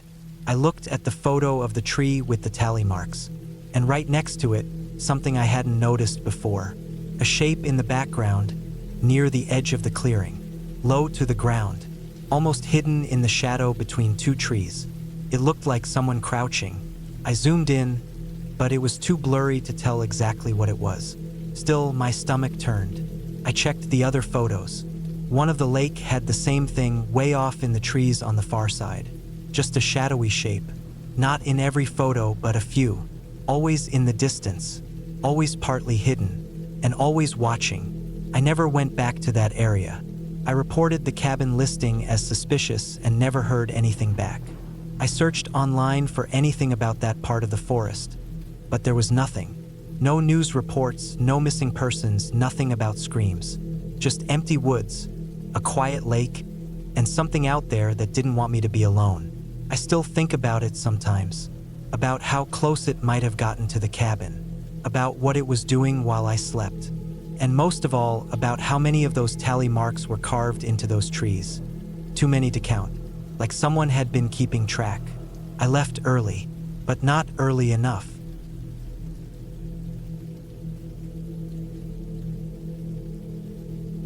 I was never the kind of person who liked spending too much time around others. Noise got to me. Crowds made me feel like I was being squeezed inside my own head. So when things at work got stressful, one of those months where everything seemed to pile up at once, I made a decision to take a break and get away. I didn't want beaches or hotels. I wanted quiet, real quiet, the kind that only comes when you're surrounded by woods and not another person for miles. I found a listing online for a small cabin in the far end of a forest up north. It wasn't much, just a plain wooden box with a small porch, one main room inside, a little kitchen, and a wood stove for heat. There was no internet, no cell service, and no power lines. The owner had put a few solar panels on the roof that powered some lights and a small fridge. That was good enough for me. I packed enough food for a week, some warm clothes, a sleeping bag, some books, and a few small tools. I loaded everything into the back of my car and left early one morning before the sun came up. The drive took about 8 hours. After the last town, the roads turned to gravel, then narrowed to dirt. I followed the owner's printed instructions, turning at an old hunting shack, crossing a rickety wooden bridge, then taking a winding path that climbed up through dense forest. The trees grew thick here, pine and birch mostly, towering over the road on either side and blocking out most of the sky. There was no one else out there. No signs, no tire tracks, just me. I reached the cabin late in the afternoon. It was exactly as described, tucked between tall trees, maybe 40 yards from a frozen stream, with a small clearing out front and a fire ring made of piled stones. The front porch creaked under my weight as I carried in my gear. Inside, it was colder than I expected. I found a stack of chopped wood next to the stove and started a fire. Soon, the cabin filled with a warm, dry heat and the smell of burning pine. I spent the first evening settling in. I checked the locks on the doors and windows, not because I was worried about people but more for animals. I saw no signs of bears or wolves, but I knew they lived out here. The cabin had a sturdy metal latch on the inside, and the windows were small enough that no person could squeeze through. I felt safe enough. As night fell, I made myself a simple meal, beans and rice, and sat outside on the porch with a flashlight and a blanket, listening to the forest. The wind in the trees, an owl calling somewhere far off, the crackle of frozen branches. It was peaceful, empty, just the way I wanted it. The first night passed without anything strange. I woke up once or twice to the sound of the stove ticking as the fire died down, but I just pulled my sleeping bag tighter and drifted off again. In the morning, I made oatmeal, sipped hot instant coffee, and planned to go for a short hike. There was a trail behind the cabin that the owner mentioned, an old logging path that ran up the hill behind the property. I brought a backpack with water, a snack, and my knife, just in case. The forest was beautiful. The trees here were so thick that even in the middle of the day, the light filtered down in thin rays. I walked for about 2 hours uphill until I reached a ridge that looked out over the forest. In every direction, just trees. No houses, no power lines, nothing. I sat there for a while, ate half a protein bar, and watched the clouds drift across the sky. Then I started the walk back down. That's when I first noticed the feeling. At first, it was just a small itch at the back of my neck, like something was off. The kind of feeling you get when you realize you left your door unlocked or your keys in the car. I paused and looked around, but nothing seemed unusual. Still, I couldn't shake it. I kept walking, trying to tell myself it was just nerves, but every step made it worse. The sound of the wind seemed quieter now. The forest wasn't silent, but it felt still, like it was watching me. When I got back to the cabin, I checked the porch, the clearing, the woods on all sides. Nothing. No tracks, no broken branches. Still, I latched the door behind me tighter than before. That night, I stayed inside. I read a book by lantern light, ate some canned soup, and tried to relax. I had brought a small journal to write in, but my mind felt fuzzy, like I couldn't focus. The fire burned hot and steady. Around midnight, I lay down to sleep, pulling the thick sleeping bag up to my chin. At around 3 in the morning, I woke up suddenly. Not from a noise exactly, just the sense that something wasn't right. The fire had died down to a few glowing embers, and the cabin was cold. I sat up, listening. No wind, no owls, nothing. I held my breath and strained my ears. Then I heard it, a faint crunch outside, like someone stepping on frozen leaves. Then nothing. Then another crunch. Slow, deliberate. I didn't move. I didn't make a sound. I just sat there in the dark, heart hammering so hard I thought it would give me away. I reached slowly for the flashlight by my bed and clicked it on. The light flickered, then held.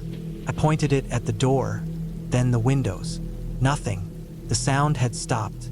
I stayed like that for almost an hour, light in hand, body stiff with fear, eyes on the window. I thought about grabbing the hatchet by the stove, but I didn't want to make noise. I didn't hear anything else. Finally, sometime around 4:30, I dozed off again, more from exhaustion than calm. The next morning, I went outside carefully, scanning the clearing. I didn't see anything strange, but then I walked toward the tree line. About 15 feet into the woods, I saw the tracks. Footprints, not boots, bare feet, human feet, stepping through patches of snow and frozen dirt. The steps were spaced evenly, like someone walking slowly, and they led around the back of the cabin. I followed them. They circled the entire cabin, around the back, past the woodpile near the stream. Then they stopped, just vanished into a thicket of trees. No sign of return tracks, no shoes, no animal prints, just bare feet. I knelt down and looked closer.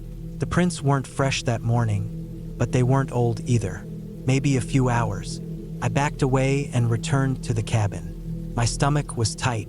I locked the door again, checked the windows, then sat by the fire trying to stay calm. I told myself it could be anything. Maybe a local, a hunter, someone just passing through. But who walks barefoot in the woods in below freezing temperatures? That day, I didn't leave the cabin. I sat inside with my knife nearby, staring out the window every few minutes. Nothing came. The sun went down slow and I barely ate. I just waited for night. That second night was worse. I didn't sleep at all. I sat in the chair by the fire, wrapped in my coat, holding the flashlight and the knife. Around 1 a.m., I heard it again. The same slow, steady steps. Crunch, pause, crunch, then nothing. I shut off the flashlight and waited. I didn't move. I could barely breathe. I didn't want to look out the window, but I couldn't help myself. I crawled over to it, staying low, and peered out. In the moonlight, about 30 feet from the cabin, behind a tree, I saw a shape. A man, just standing there, not moving, facing the cabin. No coat, no hat, just still. I stared, not blinking. He didn't move, not once. I stayed there for what felt like hours. Every time I blinked, he was still there. I didn't know if he could see me, but I felt like he could, just standing behind that tree. Eventually, sometime before dawn, he was gone. I don't know when he left. I must have looked away or fallen asleep. But when I checked again, the clearing was empty. At sunrise, I packed my things. I didn't even eat. I shoved everything into my bag, doused the fire, and got in the car. I checked under the vehicle, behind the trees, everywhere I could before I started the engine. Nothing. I drove back down the trail, heart pounding the whole time. When I reached the town again, real streets, real buildings, I finally relaxed a little. I didn't tell anyone. What could I say? That I saw a man in the woods? Weeks went by. I tried to forget, tried to sleep again. I moved on. But about a month later, I got a package in the mail. No return address, just a plain envelope. Inside was a single photo, a picture of the cabin, taken from the woods, from the exact spot where the man had stood. And in the bottom corner, in faint pencil, just 3 words: "You saw me."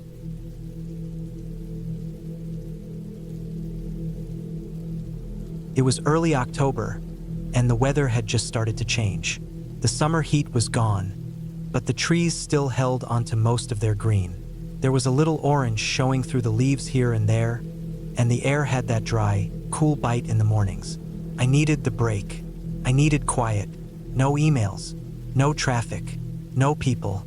The cabin belonged to my uncle. He hadn't used it in years.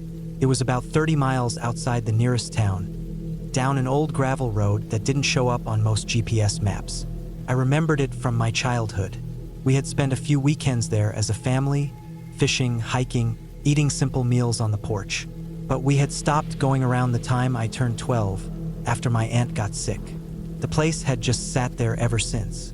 I called my uncle a week before and asked if I could stay there for a few days. He said the key was still hidden under the 3rd rock beside the porch steps. Told me there was no electricity, just a wood stove, a hand pump for water, and some old gas lamps if they still worked. He warned me that I'd be totally off the grid. That was the point. I brought what I thought I needed: food, tools, a flashlight, batteries, a sleeping bag, a few books, and some warm clothes. I loaded it all into the back of my SUV and drove up early on a Wednesday. It was a 5-hour drive from the city. I filled up the tank just before turning onto the gravel road that led deep into the woods. The farther I went, the narrower the path got, until trees brushed against both sides of the vehicle. I kept the windows cracked to smell the pine. When I reached the cabin, I parked to the side, left my phone in the glove box, and stepped out. The cabin looked smaller than I remembered. The porch sagged in the middle. The shutters were half open. One was hanging off by a single hinge. Pine needles were piled up on the roof like a thick brown blanket. But the air was clean. The woods were still and quiet, except for some birds calling far off. I found the key under the rock, unlocked the door, and went inside. It was dark and musty. Dust floated in the shafts of sunlight coming through the windows. Everything smelled like old wood and time. There was a table in the center, 2 chairs, a cot in the corner with a thin mattress, and a small iron stove with a stack of chopped firewood next to it. Mice had clearly lived in there at some point, judging by the droppings in the corners, but I didn't see any. I swept them up, wiped down the table, unpacked my bag, and got settled. That first night was quiet. I read by flashlight, made some kin soup, and went to bed early. The woods outside made little sounds all night. Twigs snapping, wind brushing through leaves. It wasn't loud, just alive. I slept lightly, but I wasn't afraid. Not then. The second day, I hiked a bit behind the cabin. The trees stretched endlessly in every direction. No trails, just deep woods. I found a small stream, filled up my bottle, and sat there for a while watching it trickle over the rocks. There were deer tracks in the mud and some scat nearby, probably raccoon. It felt good to be away from everything. That night, I woke up around 2 a.m. I don't know why. I was just suddenly wide awake, laying there in the dark. The cabin was dead silent. I didn't hear the usual night sounds. No wind, no creaking trees, nothing, just total stillness. Then I heard footsteps. They were slow, heavy, and steady, coming from outside, from the woods. They weren't animal steps. They were too deliberate, too rhythmic. Crunch, pause, crunch, pause, like boots on pine needles. I froze. The sound moved closer, stopping every few steps. I lay there not breathing. My flashlight was next to me, but I didn't grab it. I didn't want whoever it was to know I was awake. The steps reached the porch, then stopped. I waited. Nothing happened for almost a full minute. Then one of the porch boards creaked. I clenched my jaw. I could hear my heart pounding in my chest. I stared into the dark, waiting for something else. But there was nothing. After what felt like forever, I heard the steps again, leaving, slowly, back into the woods, fading into the trees. I stayed awake until dawn. When the sun came up, I got up and checked the porch. There were no clear footprints, just disturbed needles where someone might have stepped. I looked around the cabin, checked the windows, the door. Everything was still locked. No signs of a break-in. Could have been a hunter, a lost hiker, but I didn't like how they stopped on the porch and stood there. I thought about leaving, just packing up and going home. But part of me didn't want to overreact. I told myself it was probably nothing. That day I stayed near the cabin. I didn't go hiking. I read, made coffee on the stove, chopped some wood. Normal things, but I kept checking the tree line every so often. I never saw anyone. That night, I locked the door, shut all the shutters, and kept the flashlight close. I left one of the gas lamps burning low, just enough to see the inside walls.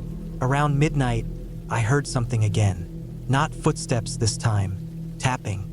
A slow, soft tap on the window beside the cot, the one nearest to where I was lying. I didn't move. The tapping came again, just once. I lay there staring at the shuttered window. There was no wind, nothing that could explain it. Then silence.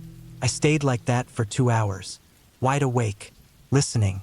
The sound didn't come again. In the morning, I opened the shutter and checked. The glass was clean, no marks, no signs of anything, but I knew what I heard. I wanted to leave then, but I still told myself maybe I was imagining it. Maybe I was just anxious, hearing things in the silence. That afternoon, I walked around the area near the cabin. I circled maybe 200 yards into the woods, just to see if I could find any sign of someone else. A camp, a fire pit, something. I found nothing, but on the way back, I noticed something near a tree behind the cabin. A small carved symbol, a circle with an X through it. It was etched into the bark. Not deep, fresh. It hadn't been there when I arrived. I was sure of it. I felt cold in my stomach. I didn't know what it meant. I didn't like that it was there. I didn't sleep that night. Around 3 a.m., I heard movement again. Farther away this time.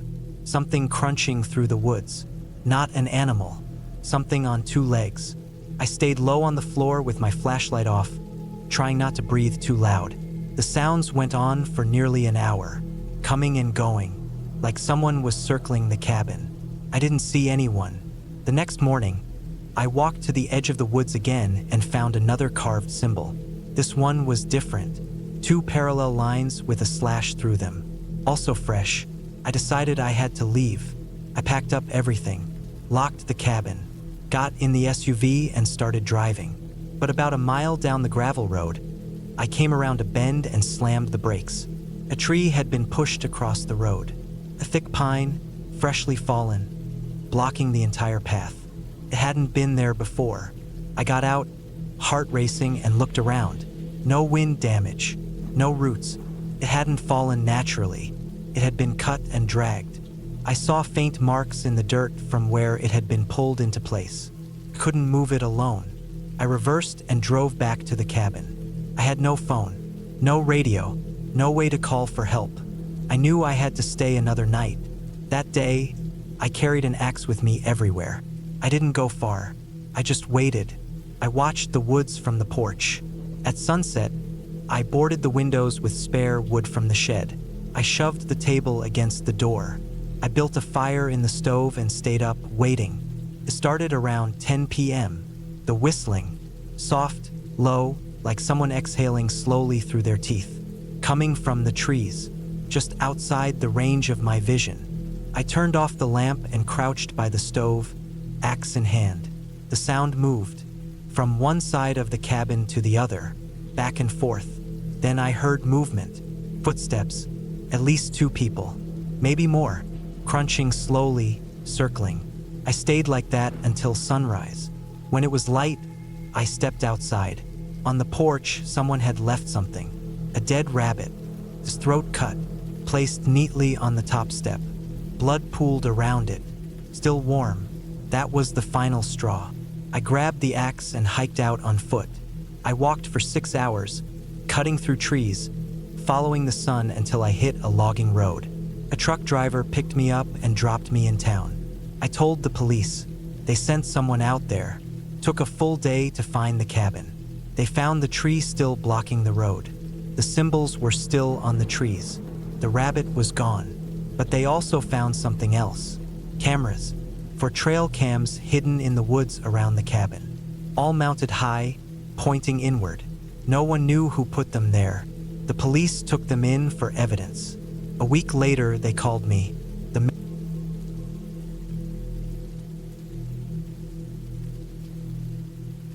It started with one of those spur-of-the-moment decisions that feel smart when you're burned out and just need space. I had been working long hours for the past 7 months, skipping weekends, taking calls at midnight, eating cold food in front of my laptop every night. I was tired of my apartment walls, tired of the traffic, tired of all of it. I wasn't sleeping well. I kept waking up sweating. I felt like I hadn't really breathed in weeks. That morning, I sat down with my coffee, opened my laptop, and typed in remote cabin rental on one of those lesser-known travel apps. I didn't go for the popular places. I wanted somewhere completely cut off. Quiet, empty, surrounded by woods, far away from towns or people.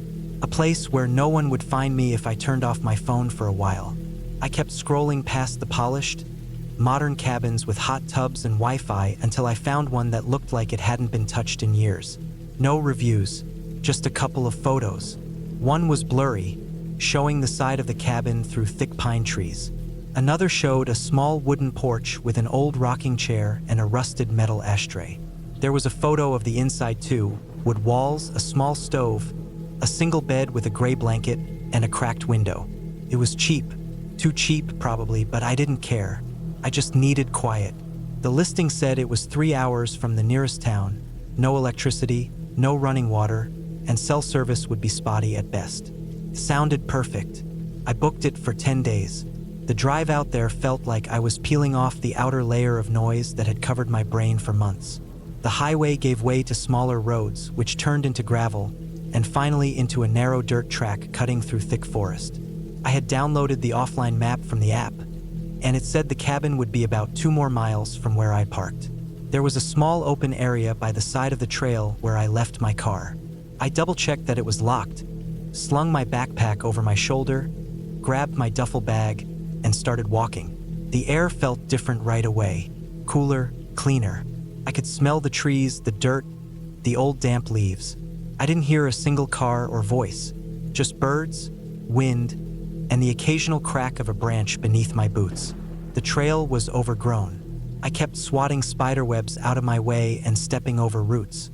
There wasn't a clear path.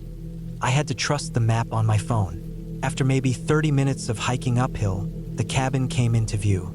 It looked just like the pictures, old, leaning slightly to one side, tucked into a slope between trees. The roof was sagging, and the front door had scratches on it like someone had tried to open it with something other than a key. I stood there for a minute, catching my breath, and just looked at it. It felt isolated in a way I hadn't expected. This wasn't just quiet. This was something else. The trees were tall and close. The whole place felt swallowed by the forest. I unlocked the door with the key the owner had mailed me, pushed it open, and stepped inside. The air inside was musty. It smelled like old wood, dust, and a faint hint of something sour, like spoiled fruit. I opened the one window and let the place air out while I unpacked. There was a small table, one chair, the bed, and a shelf with a few cracked mugs and old cans. I set my bags down, rolled out my sleeping bag on the bed, and walked the perimeter of the cabin. The woods felt thicker from the back, like the trees were almost leaning in. There was no path beyond that, just forest in every direction. I couldn't hear birds anymore, just wind, and maybe a creaking sound that I told myself was just trees swaying. That first night, I built a small fire outside using the fire pit next to the porch. I had brought my own water jugs and a cooler of food. I sat and watched the flames until the stars came out. No traffic sounds, no planes. I thought maybe this trip had been the right idea. Maybe I just needed to let my brain slow down. It was the second night when things started to feel strange. I had brought a book, and I sat on the porch reading it with a flashlight. After maybe an hour, I heard something heavy move in the woods behind the cabin. It wasn't a squirrel or a bird. It sounded big, something crunching slowly through the brush. I turned off my flashlight and listened. The sound stopped. I told myself it was a deer. Later that night, after I climbed into bed and shut off the lantern, I kept hearing soft thuds against the walls. Not hard bangs, just dull, almost rhythmic sounds, like something tapping or brushing past the wood. I lay still for a long time, staring at the dark ceiling until it eventually stopped. By the fourth day, I was starting to feel different. Not calmer, not clearer, just watched. I walked deeper into the woods during the day, trying to clear my head. I kept thinking I saw shapes between the trees. Not people, just movement, things ducking behind trunks. I stop, wait, and see nothing. But I could feel something, like the forest itself was holding its breath. Back at the cabin, I found the back window cracked open a little. I hadn't opened it. I had only touched the front one. That night, I locked the door and shoved one of the chairs under the doorknob. I didn't sleep. I just stared at the ceiling and listened to the silence. But around 3 a.m., I heard it again, that same heavy movement behind the cabin. Then footsteps, real footsteps, slow, dragging, and uneven. They circled the cabin. Once, then again, then silence. I didn't leave the bed until daylight. On day 6, I hiked out to where I had parked the car. I needed to make a phone call. I couldn't get a signal at the cabin, but near the car, I usually had 1 or 2 bars. When I got there, the first thing I noticed was the driver's door was cracked open. I know I had locked it. Inside, my glove compartment was open. The contents, my insurance papers, registration, some pens, were all dumped out on the seat. Nothing was stolen, just moved. I checked the trunk. Same thing. My extra food was still there, but the cooler was unzipped. I backed away and stood there for a while, heart racing. I didn't hear a single sound. I looked around, scanning the trees. Someone was out here. I got 1 bar of service and tried calling the local sheriff's office, just to ask if anything weird had been reported nearby. But the call dropped before it even rang.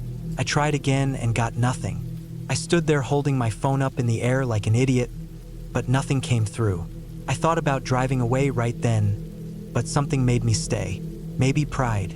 Maybe the money I had spent. Maybe I still wanted the quiet, even if it had started to feel wrong. I shouldn't have stayed.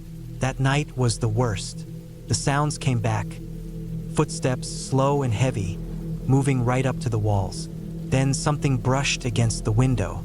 Not a tap, a drag like someone running a stick or a knife along the glass. Then it was quiet for a long time. I held my breath and listened.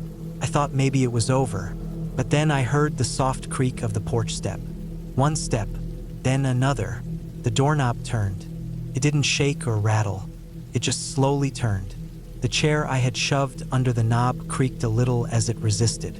I didn't breathe. I didn't move. Then the knob stopped. I waited for hours. Eventually the light started to change through the window, and I knew the sun was coming up. I packed all my stuff that morning. I didn't care about the rest of the reservation. I hiked back to the car with my bags and didn't stop moving until I was inside and the doors were locked. I didn't even care that the back seat had muddy footprints on it. I drove for hours, only stopping when I got back to town. When I got home, I reported the incident to the app. They said they would look into it. A week later, the listing disappeared. But that's not the end of it. About 3 weeks after I got back, I started getting these texts. No number, just a blank sender. The first one said, "Nice sleeping bag." Then, "You left the window open." Then, "Saw you reading." I changed my number, changed the locks, got cameras, but that feeling never left, like someone was still watching. I still don't know who or what was out there. It wasn't a ghost. It wasn't some fantasy thing. It was real. Someone was living in those woods. Someone who didn't want me there. And they were close. Too close.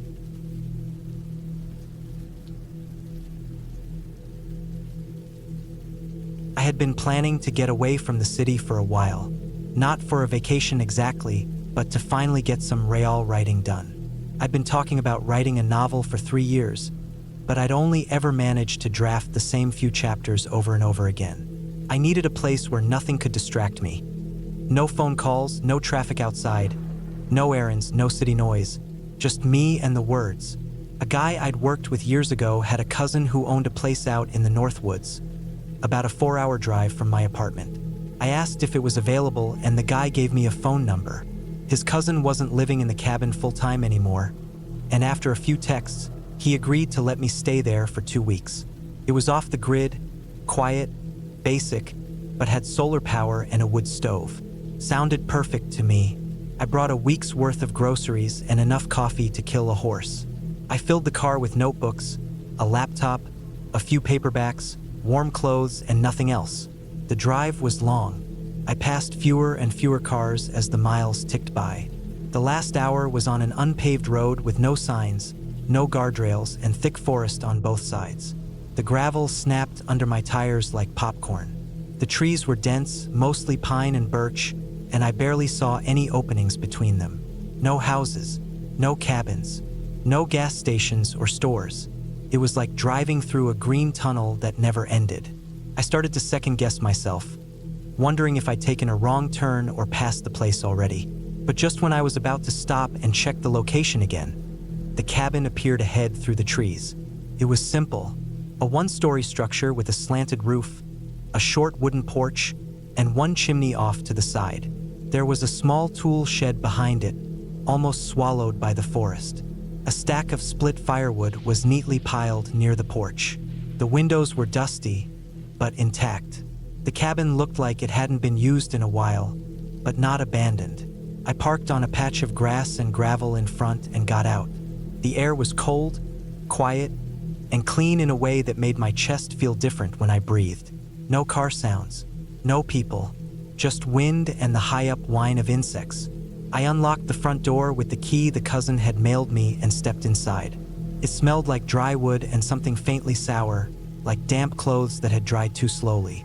The inside was plain. Wood walls, wood floor, a short hallway leading to a bedroom in the back. There was a single bathroom with a composting toilet and a hand pump sink. The main room had a wood stove, a worn-out armchair, a small table, and a tiny kitchen with some dishes and utensils. There was no fridge, just a cooler with melted ice packs someone had left inside. I'd brought dry food, canned stuff, and enough bottled water to last. I unpacked, cracked the windows, and lit a small fire in the stove to knock out the chill. It was only early October, but it was already colder than I'd expected up there. After settling in, I walked around the perimeter of the cabin. No footprints, no trash, no signs of animals, just forest all around. The trees came right up to the edge of the backyard, thick and heavy with shadow. The sun was dropping fast behind them. I went inside before it got dark. That first night, I stayed up late, excited by the stillness. I worked on a few paragraphs, drank tea, and sat near the stove watching the logs burn down. I slept like a rock. The next day, I set a routine. Wake up at sunrise, make oatmeal, write for 4 or 5 hours, take a walk in the afternoon, make dinner, read until night, sleep, no internet, no cell service. I didn't miss it. The first few days were exactly what I wanted. I was productive, focused. The quiet was perfect. I barely even looked out the windows. I didn't need to. The woods were just background, green and brown and silent. But on the 4th night, I noticed something strange. I was walking back from a short hike I'd taken, maybe half a mile out and back along a faint deer trail I'd found. I had started returning earlier than usual because something about the air felt wrong. There was no breeze. The insects had stopped. Couldn't hear birds. Not even the cawing ones I'd been hearing all week. Just heavy stillness, like the woods were holding their breath. Halfway back, I heard what sounded like branches snapping, just to my left. Not squirrels, not deer, something slower, heavier. I froze, listened. Nothing else came, but I had the feeling I was being watched. I walked faster, then a little faster. By the time the cabin came into view, I was nearly jogging. I didn't sleep well that night. I kept imagining sounds outside the windows. I didn't hear anything, not clearly, but I had this low, nervous feeling in my gut all night. The next day, I stayed near the cabin. No walk, just writing, coffee, staring at the fire. I tried to tell myself it was nothing. The woods are full of noise. Branches fall. Animals move around. The silence I'd experienced could have been the weather. I even Googled it in town later. It's called a dead calm. Happens when the barometric pressure shifts suddenly. It didn't help. The feeling stayed with me. 2 days later, I found something strange behind the cabin. I was collecting kindling near the edge of the woods when I noticed a tree about 15 feet into the brush. Its bark had been stripped on one side, clawed off in long vertical streaks about 7 feet high, as if something tall had raked it with force. The wood underneath was fresh and pale. I checked the ground nearby and found more bark scattered. Some scratches in the dirt. It wasn't an axe or a saw. I would have seen clean cuts. These were ragged. I stepped back and looked around. The trees all looked the same, but suddenly the whole place felt smaller, like the woods were pressing in. I started keeping the axe from the tool shed inside the cabin. I kept it by the bed, just in case. That night, I woke up at around 2 a.m. There was a noise on the porch. Slow, careful footsteps, not an animal scurrying. Heavier, human-paced, deliberate. I lay still in bed, heart thumping so loud I thought it would echo. The floorboard on the porch creaked again. Then silence. I didn't move. I didn't check the window. I waited. 10 minutes. 20. I finally sat up and listened. Nothing. When the sun came up, I walked outside. The dirt patch by the steps had fresh marks. Not clear footprints, just broken twigs and disturbed ground that hadn't been there the day before.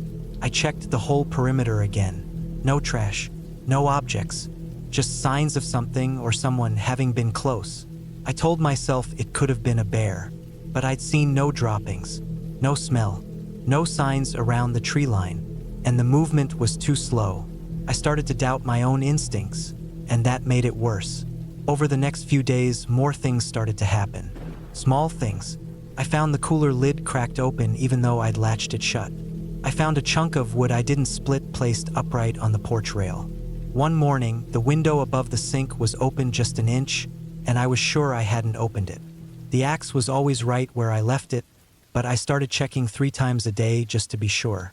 I tried to tell myself I was getting paranoid from isolation. Cabin fever, maybe, but I knew what I was seeing. Something or someone was near the cabin almost every night. Always after dark. Always careful. Never loud. Just small signs that it had been there and left again. I didn't have a way to call out. No signal. No internet. And I didn't have a car anymore. I should explain that part. About a week into the trip, I'd gone to the car to get another case of water I'd left in the back. When I turned the key, the engine wouldn't start. Dead. Not even a click. I opened the hood, checked what little I could, and found the battery wires had been cut. Not chewed. Cut. The edges were clean. Straight. I stood there with the hood open, the cabin behind me and the woods all around, and I felt something cold in my chest. I walked back to the cabin slowly, axe in hand, and locked the door behind me. I didn't sleep that night at all. The next morning, I packed everything. Food, water, clothes, notebook. I left a note on the table in case I didn't make it. I planned to hike out. I knew the road was a few miles west if I cut straight through the forest, but the trail was rough and unmarked. I'd have to bushwhack it with no GPS. I'd remembered a fork in the road where I could possibly flag a car if I reached it. I left at sunrise. No fire, no noise. I locked the cabin and moved fast through the underbrush. Every few minutes I stopped and looked around. I didn't hear anything for the first half hour, but then I heard the same slow snapping of branches, maybe 50 feet behind me. I stopped and held my breath. Stopped too. I waited. Nothing. I started walking again, faster. It followed me for over an hour. Not close, but steady. Always behind me. No crashing. Just movement. Quiet, patient. At one point I stopped, turned, and waited. The woods behind me were still, but I swear I saw a shape between two trees.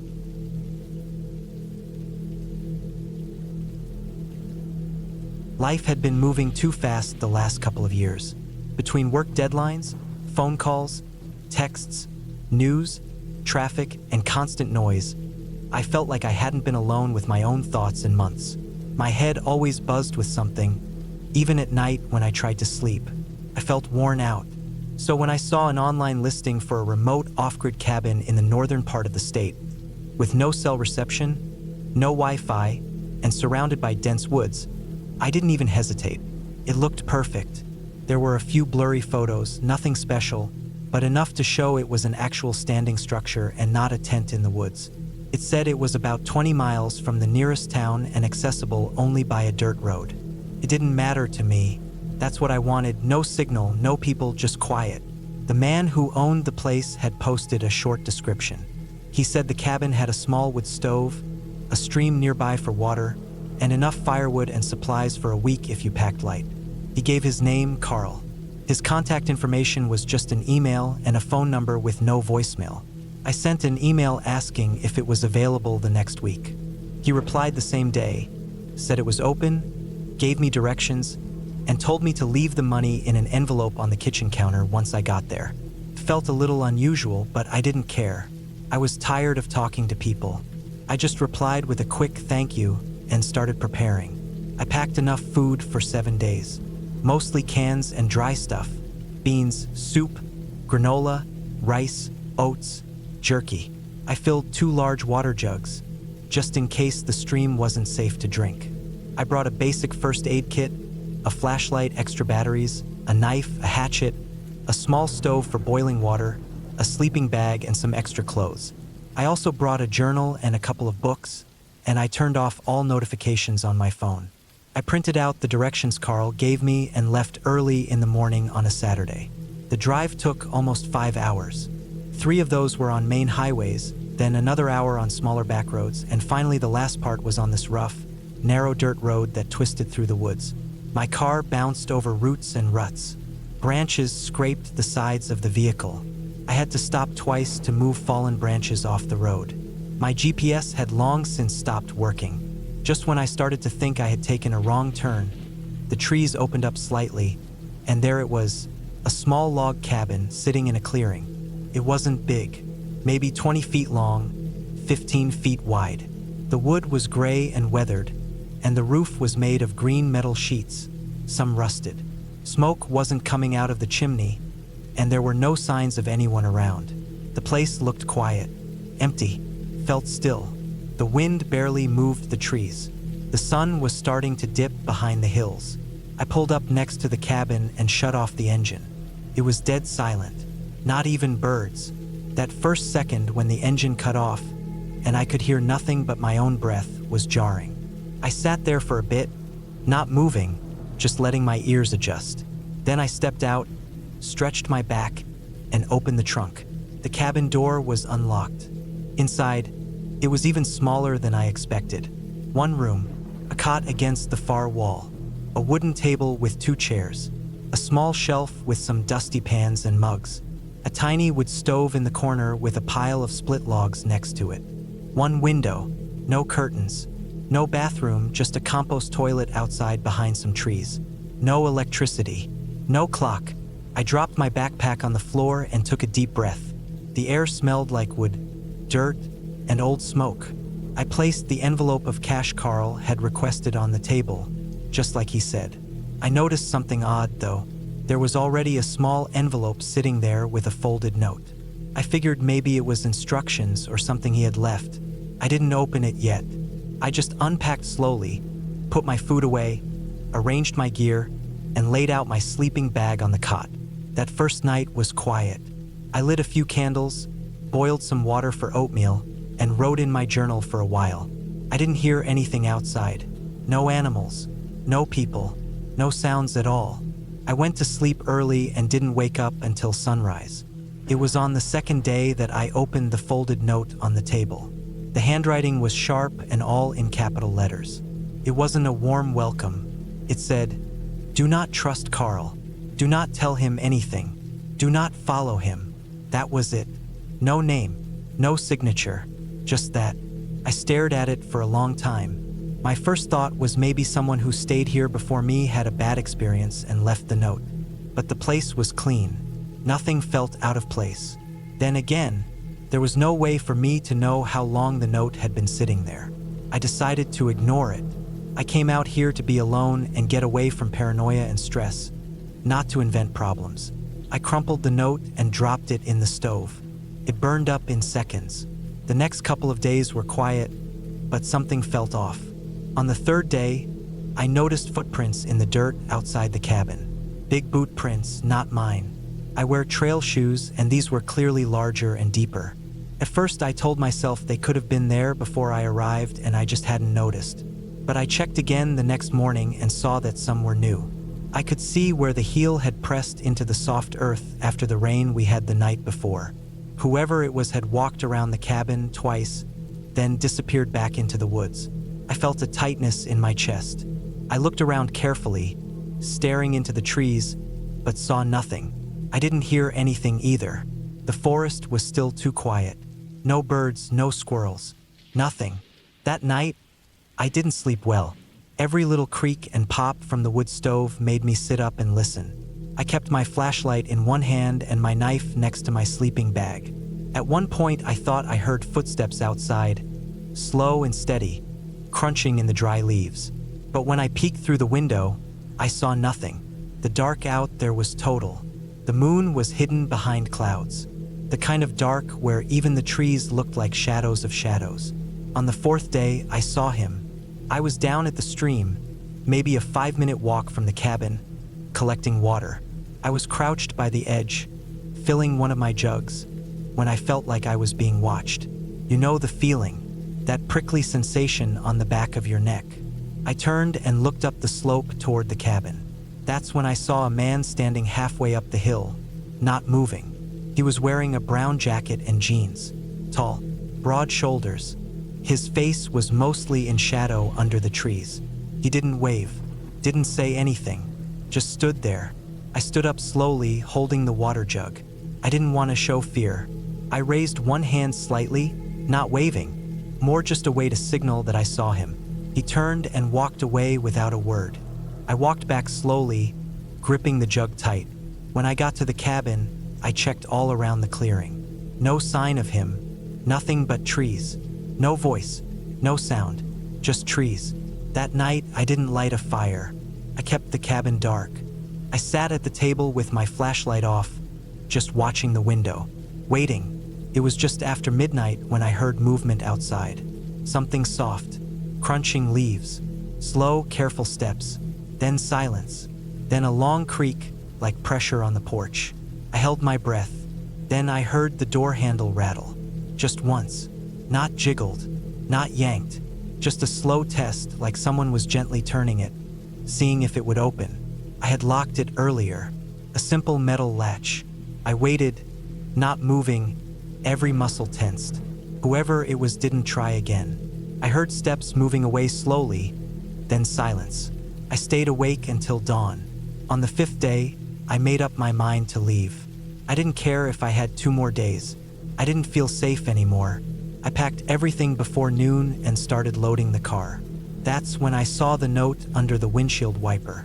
A single piece of paper, folded once, weighted down by a small rock. I unfolded it. You should not have come here. No name, no signature, same sharp handwriting, same all caps. I got in the car, turned the key, and nothing. The engine clicked once, then stopped. I tried again. Same thing. The battery wasn't dead. The lights worked, but the engine wouldn't start. I opened the hood, looked inside. I don't know much about cars, but even I could tell something was wrong. A few hoses were disconnected. Something had been pulled out. It wasn't an accident. Someone had done it. I was stuck. There was no signal on my phone. The nearest town was 20 miles away down a dirt road. I didn't know if anyone would be coming. I didn't even know if Carl was real. I stayed that night inside the cabin with everything packed and ready. Knife in my hand. I barely blinked. At some point during the night, I heard someone outside again. This time, more than one person. I heard at least 2 different sets of footsteps. One circling the cabin. One moving behind the trees. I didn't move.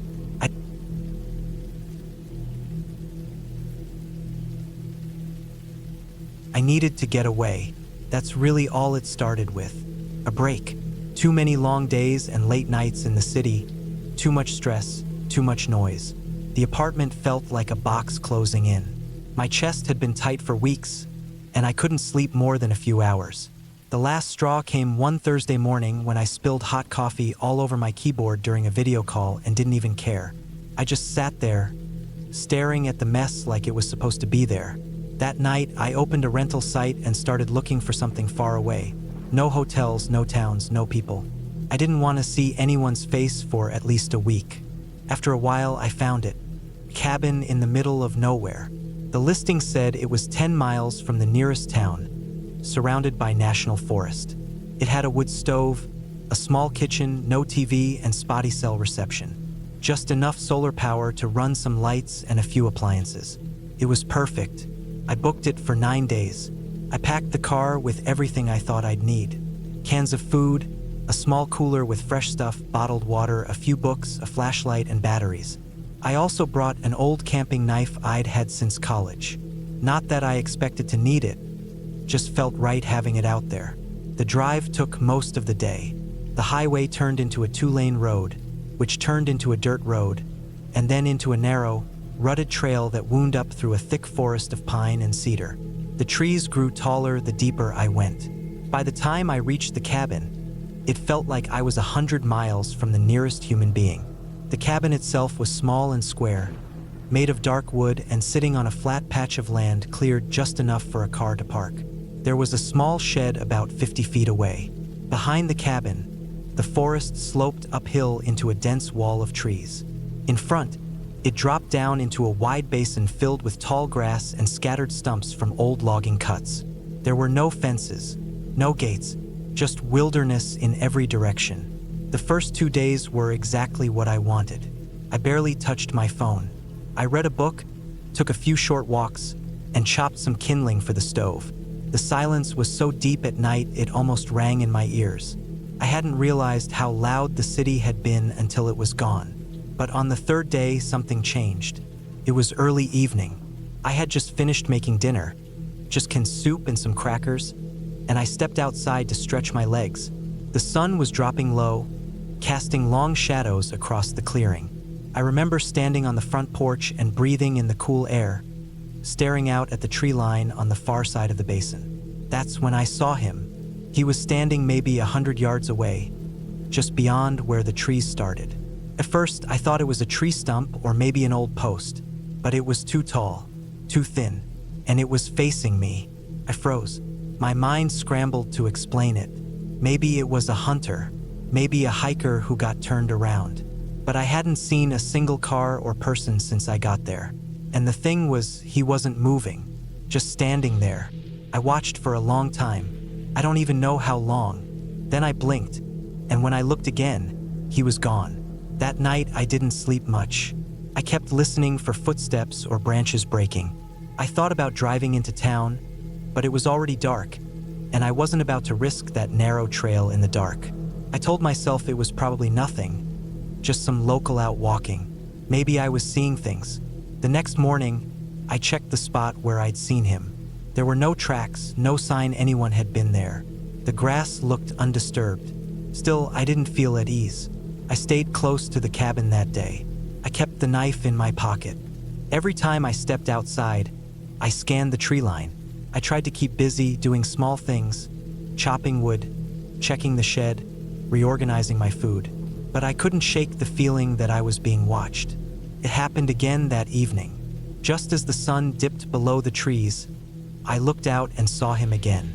This time he was closer, maybe 80 yards away, still not moving, just standing, like he was waiting for something. I didn't go outside.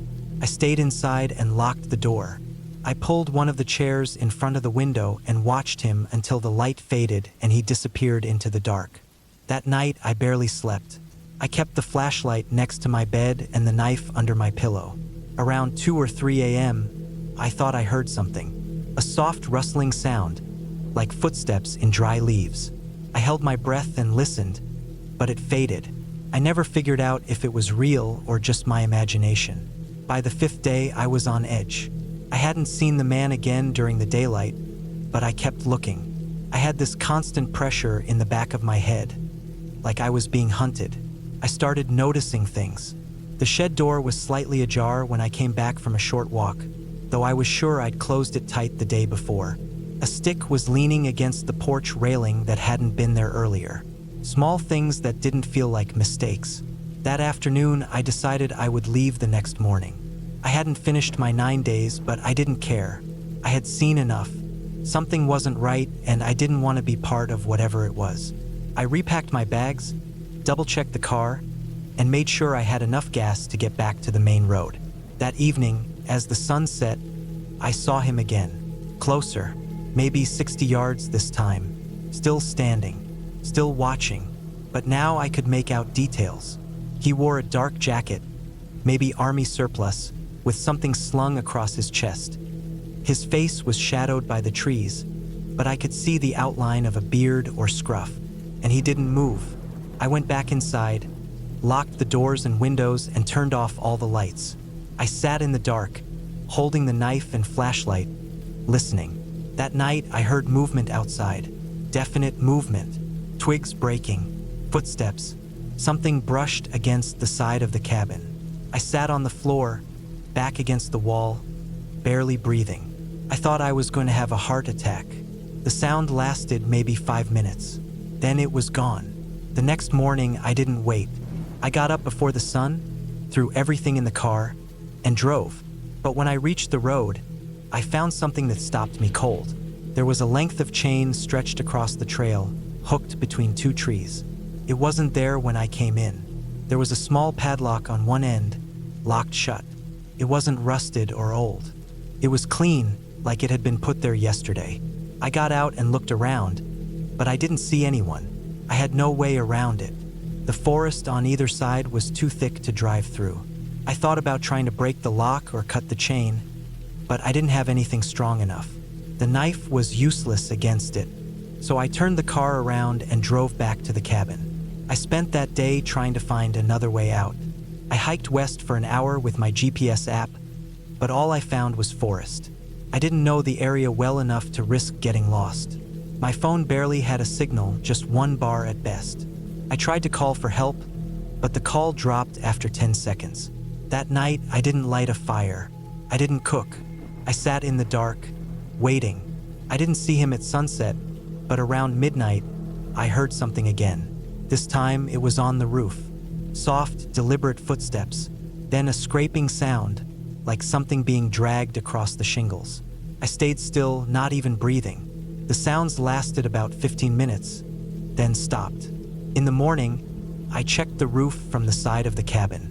There were scratches in the wood, and what looked like boot prints near the edge. The chain was still across the road. The seventh day was quiet, but I noticed more signs.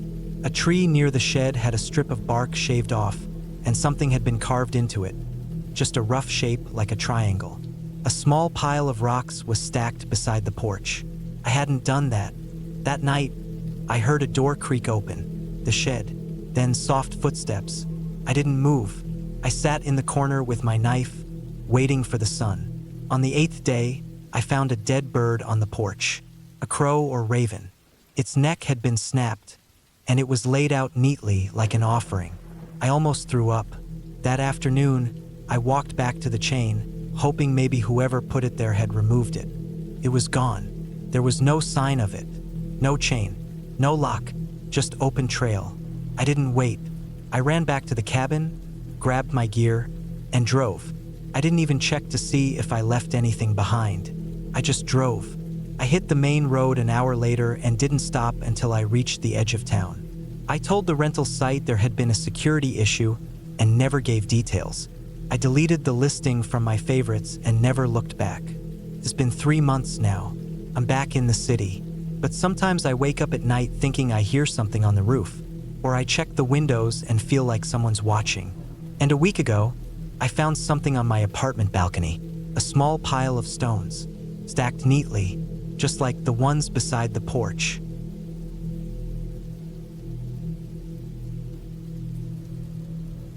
I decided to take a break from the city. It had been building up for a while. The noise, the pressure at work, the constant messages and notifications. Everything started feeling too much. I wanted to go somewhere where I didn't have to look at my phone or hear people outside my window. Somewhere quiet.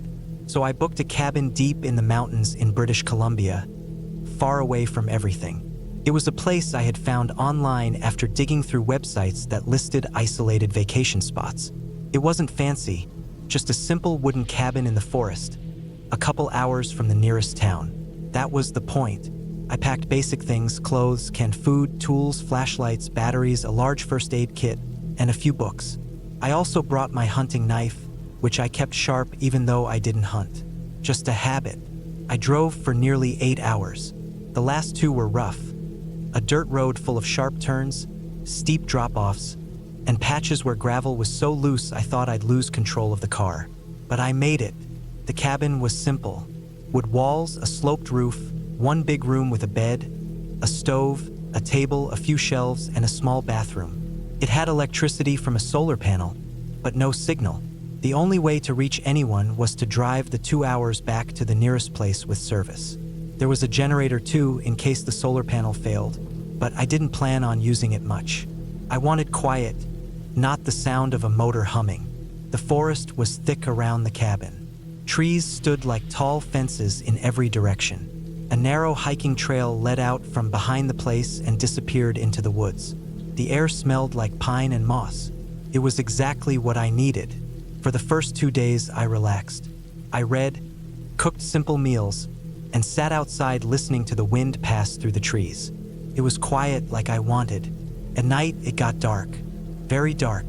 The kind of dark you never see in the city. I'd lie in bed and listen to the wind, sometimes the hoot of an owl or the sound of branches creaking. Felt calm, still. But on the 3rd day, things started to feel different. It began with something small. I woke up and saw muddy footprints near the back door.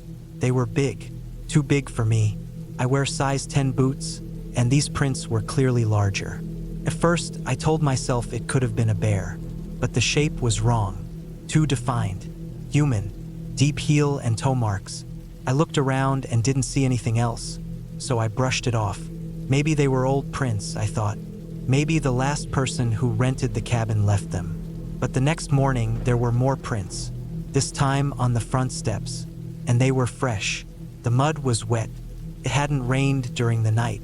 The mud came from somewhere else. I checked around the cabin but found nothing. No food missing, no damage, no sign of forced entry. Still, it bothered me. That evening, I sat inside and kept the lights off. I watched through the small window by the table, just to see if anything moved outside. Around midnight, I saw something.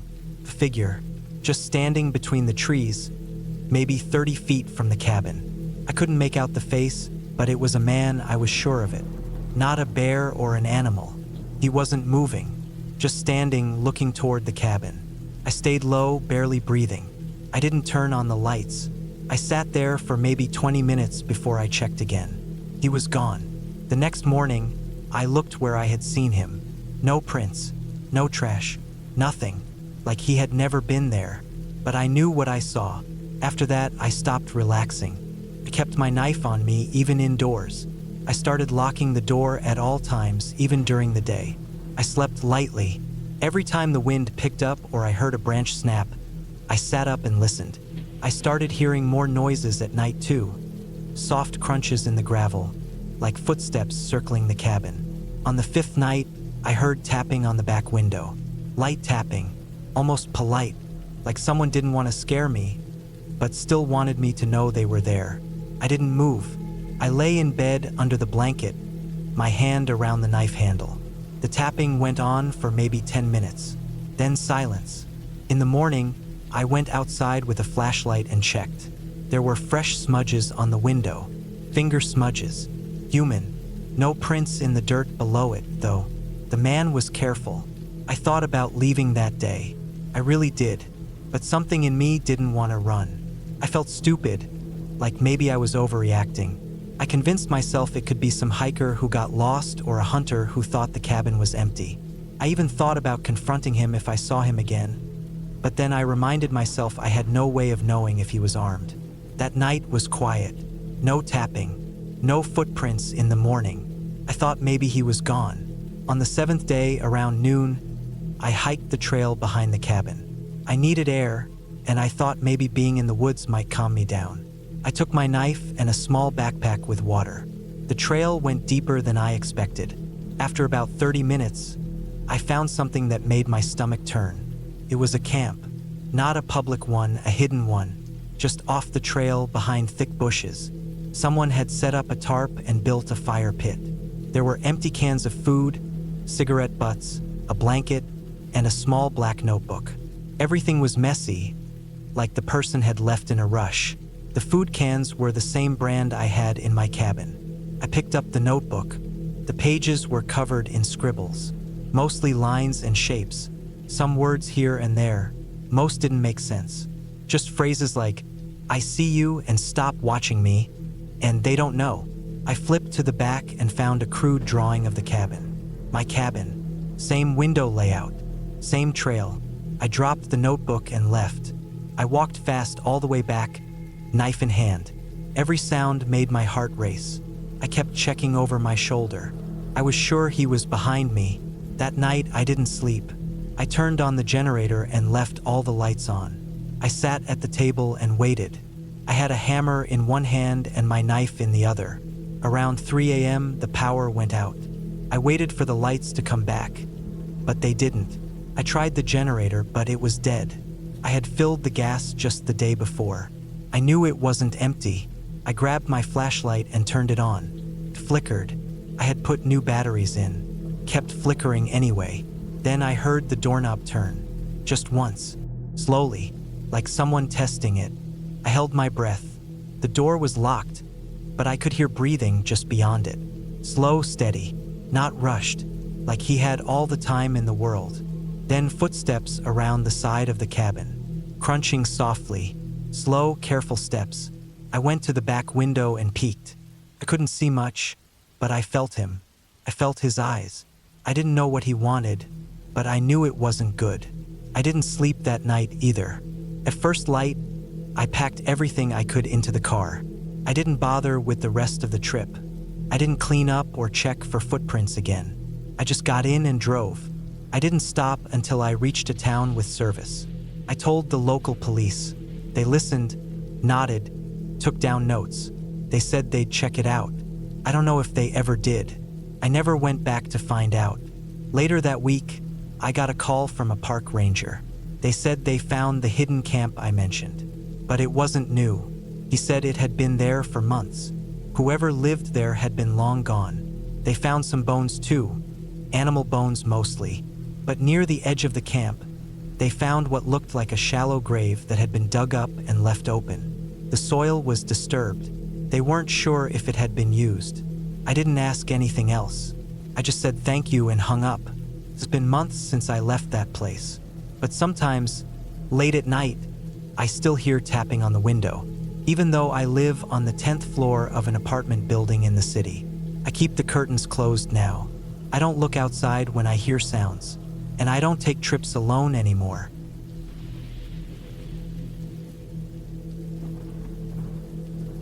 I don't remember exactly when I started wanting to get away from the noise, but it had been building up for months, maybe longer. I had been working remotely ever since the pandemic started, and even though the world had mostly moved on, I never really went back to how things were. My job in data entry didn't require me to be anywhere specific. Just a laptop, a steady internet connection, and a quiet place. So when I saw the listing for a long-term cabin rental way up in the northern mountains, I booked it without thinking too much. It was far away from the city, surrounded by forest, and came with a generator and a backup satellite internet dish. The pictures showed a solid little wooden cabin, one story, no neighbors in sight, just trees, sky, and quiet. That was all I wanted. No noise, no people, no stress. The place was owned by some old guy who lived 2 towns over. He had built the cabin himself back in the 80s and rented it out on and off to people like me, writers, remote workers, or just folks needing a break. He didn't care much about who came and went so long as the rent cleared. The only thing he asked was to keep the place clean and not break anything major.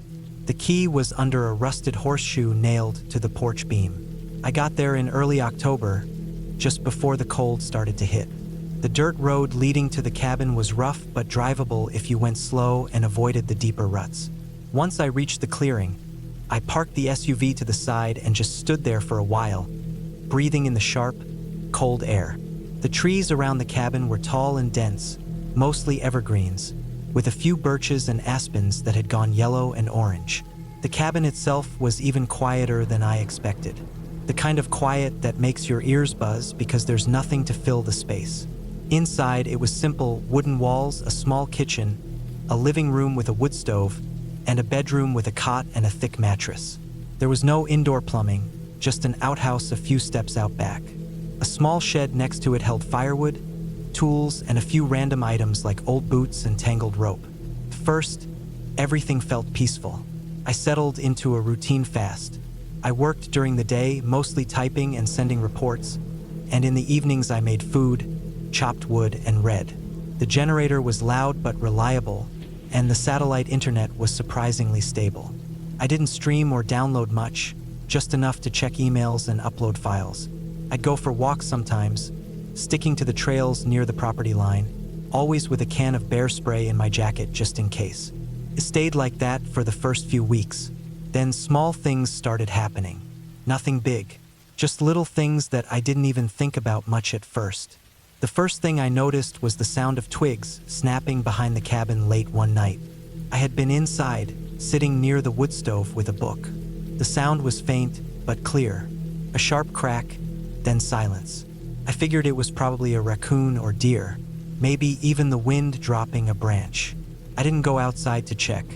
A couple of nights later, I found boot prints in the dirt behind the cabin near the outhouse.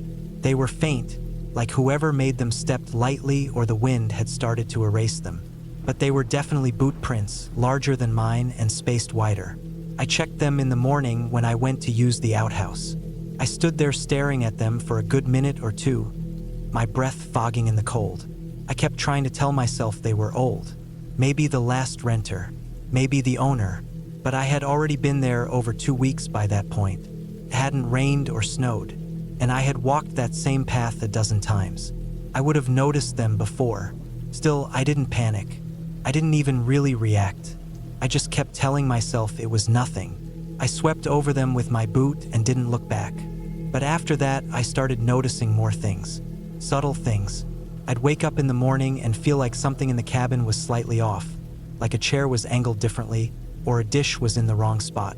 One day, the little curtain above the sink was half open when I was sure I always kept it fully closed. Another morning, my boots were damp even though I hadn't worn them since the day before. I started double-checking everything before bed. I'd lock the door, close the curtains, check the windows. I even pushed a chair in front of the door once, just to see if it would be moved by morning. It wasn't. The real change came one night around the 4th week. I had gone to bed early because the power had gone out just after dinner. The generator had sputtered, then shut off. I figured it needed fuel, but it was already dark, and I didn't feel like fumbling with it by flashlight. So I just went to bed early with a heavy blanket and my phone's flashlight on the nightstand. I woke up around 2 a.m. because I had to pee. I got up, grabbed the flashlight, and opened the door to head out back. As soon as I stepped onto the porch, I froze. There were footprints again, fresh ones, leading from the woods behind the cabin and stopping right at the edge of the porch. Then they turned and went around the side. My heart started beating fast. I backed up slowly and shut the cabin door. I locked it and moved the chair in front again. I didn't sleep the rest of that night. In the morning, I went outside and looked again. The prints were still there, partly crusted with frost. I followed them around the side and saw they circled the cabin. Once, then twice, like someone had walked in a slow loop. They weren't mine. My boots had a different tread. I filled the generator and got it running again. Then I turned on the internet and started looking up wildlife in the area, trying to see if there were any large animals that might have done that. But nothing matched. These weren't animal tracks. They were human boots. Heavy ones. Deep tread. I couldn't shake the feeling that someone had been standing just outside, watching me sleep. After that, I started being more careful. I set up small markers around the cabin without making it obvious. I tied bits of string between trees, left small sticks balanced in strange ways that I'd notice if disturbed. I also started keeping a knife in my jacket and the bear spray next to my bed. Days passed. I didn't see anything, but the feeling got worse. Every sound outside seemed louder. Every tree looked like it was hiding someone behind it. I stopped walking the trails. I barely went outside unless I had to. I even peed in a bottle a few times just to avoid going out at night. The last few days were the worst. One morning, I went outside and found a pile of small stones stacked near the back of the cabin. They hadn't been there before. It looked like someone had made a little tower, 5 flat stones balanced neatly, right outside the back window. That window didn't have curtains. I used a trash bag and tape to cover it. The same day, I found a strip of fabric snagged on a tree near the edge of the clearing. It was dark green, almost camel-colored, too thick to be from a shirt, maybe a jacket. I took it inside and kept it on the table for hours, just staring at it. I started thinking about leaving. I had booked the cabin for 2 full months, but I was only 4 weeks in. Still, I knew something was off. I felt it in my bones. Someone was watching me. Couldn't prove it. I couldn't see them, but I felt it. That night, I stayed up as long as I could, keeping all the lights on. I sat near the wood stove with my knife and bear spray, listening. Around 3 a.m., I thought I heard movement again.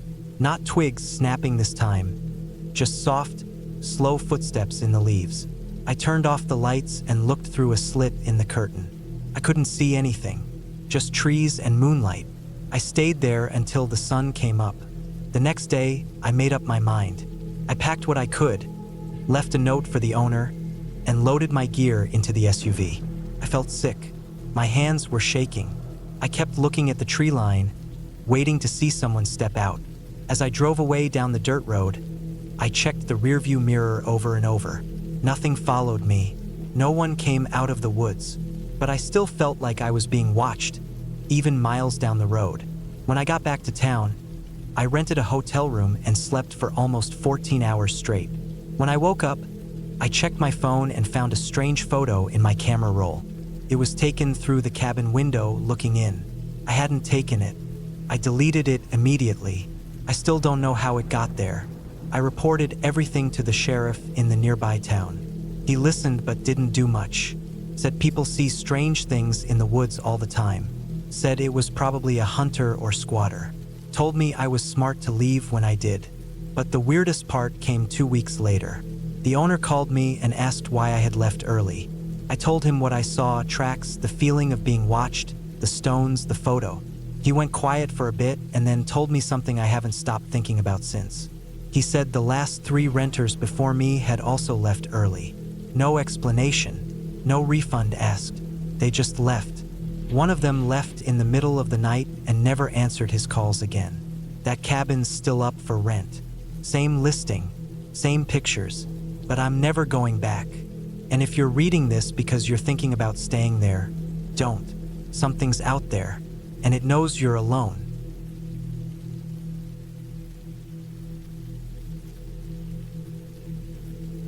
It was early October when I decided I needed a break from everything.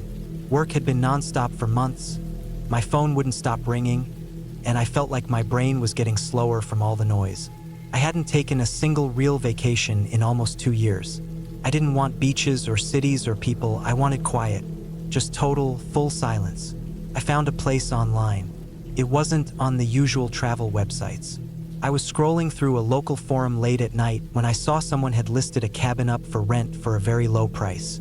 The listing was simple, just one photo, showing a small wooden cabin surrounded by pine trees with a lake just behind it.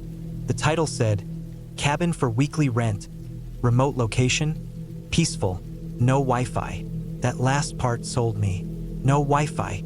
That meant no email, no news, no noise. Exactly what I needed. The person renting it out didn't ask many questions.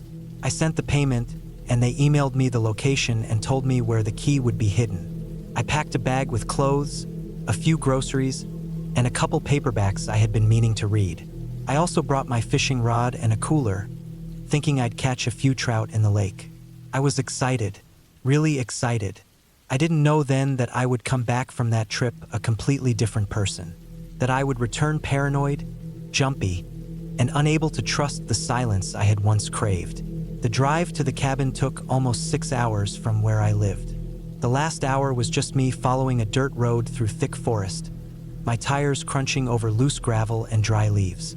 There were no signs, no cell service, no gas stations. I had printed out the directions on paper because GPS stopped working an hour before I got close. I arrived in the late afternoon. The sun was low, and everything was cast in orange light. The cabin looked exactly like the photo. It sat at the edge of the woods, not far from a narrow rocky shoreline. The lake was huge, bigger than I expected. Flat, calm water stretched out into the horizon. On the other side, probably half a mile away, I could barely make out another small structure. It looked like another cabin, but I couldn't be sure. I figured it must be someone else's property. Maybe also rented out, or maybe someone actually lived out here full-time. I didn't think much about it. The key was under a flat stone near the front steps, just like they said. I let myself in. The place smelled like old wood and dust, but not in a bad way. Just like time had passed slowly here. There was one small bedroom with a creaky bed, a kitchen with a working stove and sink, and a little living area with a fireplace, a couch, and a dusty shelf full of old books. No TV, no electronics at all except for a battery-powered radio on the counter. The windows were small and square, with simple curtains. I unpacked, made myself a sandwich, and then walked out to the lake with my rod. The surface was so still it looked fake, like glass. I stood on a little wooden dock and cast my line. The air was cold but not freezing, and everything was so quiet I could hear the wings of a single crow flying overhead. I caught 2 fish before sunset and fried them for dinner that night. That first night, I slept better than I had in years. No sirens, no emails, no buzzing notifications. Just the wind in the trees and the gentle lap of water against the shore. The second day was peaceful, too. I spent the morning hiking a little trail I found near the cabin. It led up a hill and gave me a better view of the lake. From up there, I got a better look at that other structure across the water. It was definitely another cabin, but bigger than mine. I could see what looked like a small deck and even a dock of its own. I stood there for a few minutes, just looking, and I saw a person. They were standing near the edge of the dock on the far side. Too far to see any features, just a figure. They didn't move. They weren't fishing. They were just standing, facing my direction. I waved out of instinct, but they didn't wave back. After a minute or two, I got tired of waiting for a response and walked back down to my place. I didn't think it was strange yet. I figured maybe it was just another person like me who wanted to be alone. Not everyone wants to make friends in the woods. That night, I made a fire in the fireplace and read one of the old books from the shelf. I heard a few strange cracking noises outside around midnight, but I chalked it up to branches or deer. The forest makes all kinds of unfamiliar sounds at night. I closed the curtains and didn't look out. On the third day, I woke up early and went to fish again. It was still misty on the lake. I could barely see 20 feet ahead, but it looked peaceful. I sat on the dock and watched the fog move across the surface of the water. As the sun came up and the mist cleared a little, I noticed something floating near the shore on the far side of the lake. At first, I thought it was a log. It wasn't a log. It was a canoe. A single-person canoe, floating loose, just drifting near the rocks. I looked through my little travel binoculars and could see it wasn't tied to anything. There was no one inside it. Just empty. I scanned the shoreline but didn't see anyone walking around. That was when I noticed something else. The figure from yesterday, the person standing on the dock, they weren't there anymore. In fact, there was no movement at all on that side of the lake. I watched the canoe for a long time, expecting someone to come down from the cabin and pull it back. But no one did. It just drifted there, gently bumping against a large rock. I kept glancing up toward the cabin, waiting for some sign of life, but it just stayed still. Later that day, I walked part of the shoreline on my side. I didn't cross the lake. I had no boat, and I wasn't about to try swimming in that cold water. I kept telling myself that maybe whoever was in that cabin had gone for a hike, or maybe drove into town and left the canoe unsecured. I didn't want to admit how uneasy I was starting to feel. That night, I made a small meal and tried to distract myself again with books. But I kept hearing noises outside, snapping twigs, leaves crunching, not just once, but again and again. I would stand and listen, and then it would go quiet. It wasn't wind. It wasn't random. I locked the door and checked every window. I left the light on in the kitchen and kept the curtains closed. At around 2 a.m., I finally dozed off. I had a weird dream that I was fishing on the dock, and I pulled up something heavy, but it wasn't a fish. It was a soaked jacket. I tried pulling more, and then an arm came up, pale and bloated. I jerked awake, sweating. I didn't sleep after that. On the fourth day, I found footprints. They weren't mine. They were fresh, maybe a few hours old, leading from the edge of the woods near my cabin around to the back of the cabin, toward the shed that was behind it. I hadn't used the shed yet. It was locked with a rusty latch. I followed the prints and found them circling the cabin twice. They weren't boot prints like mine. These looked like thinner shoes, like sneakers. I didn't know what to do. I had no phone signal, no way to call anyone. I stood there staring at the prints for a long time. Then I walked to the lake and looked across again. The canoe was gone. The dock on the far side was empty. And the cabin across the lake? The door looked open. Not wide open, just slightly ajar. Like someone left it in a hurry or didn't care to close it. That was the moment when my stomach turned. Not just unease anymore, actual fear. Real, solid fear sitting in my chest. I stayed inside the rest of the day. I kept a knife from the kitchen near me at all times. I didn't eat much. I just listened. The woods were too quiet. That kind of deep silence where it feels like everything is holding its breath. That night, I didn't sleep at all. I sat near the window in the living area, lights off, watching the trees. Every so often, I thought I saw movement, just a shadow here or there, but it could have been nothing. At around 3 a.m., I heard something behind the cabin. Slow steps, a shuffle, then something tapped the back wall. Just once, then silence. I waited for an hour before moving. I wanted to scream. I wanted to run. But where would I go? In the morning, I stepped outside with my heart in my throat. I walked around the cabin slowly, knife in hand.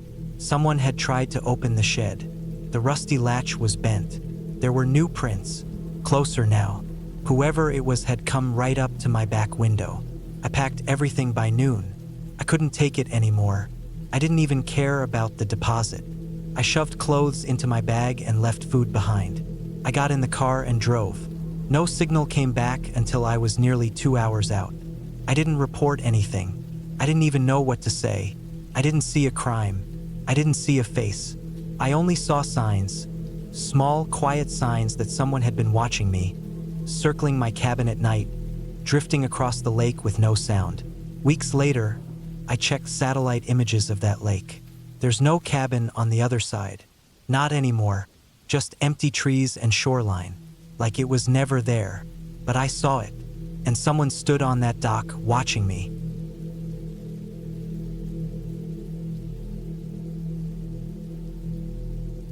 I had been driving for over 6 hours when I finally reached the old logging road that led to the cabin. My legs were sore from sitting. I had stopped only once, just to fill the tank and grab some beef jerky and water bottles. I had no reason to hurry. I was going to be alone for the next several days. I had planned it like that. I needed a break from people, phones, deadlines, noise, everything. The cabin belonged to a distant cousin of mine who had moved out of state and had no use for it anymore. He said I could use it whenever I wanted, as long as I didn't expect running water or Wi-Fi. That suited me fine. The place sat about 40 minutes from the nearest paved road, off an old gravel path that led past an abandoned quarry. It had once been a small logging outpost long before either of us were born. When the quarry shut down in the early 90s, the area got quiet.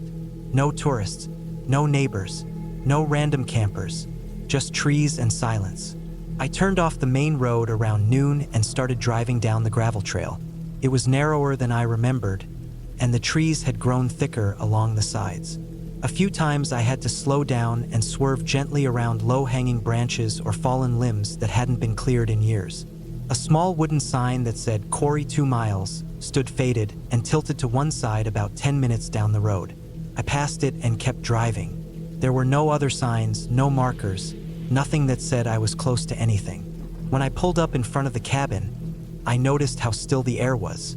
There was no wind, no rustling, just heat and quiet. I stepped out of the car and stretched.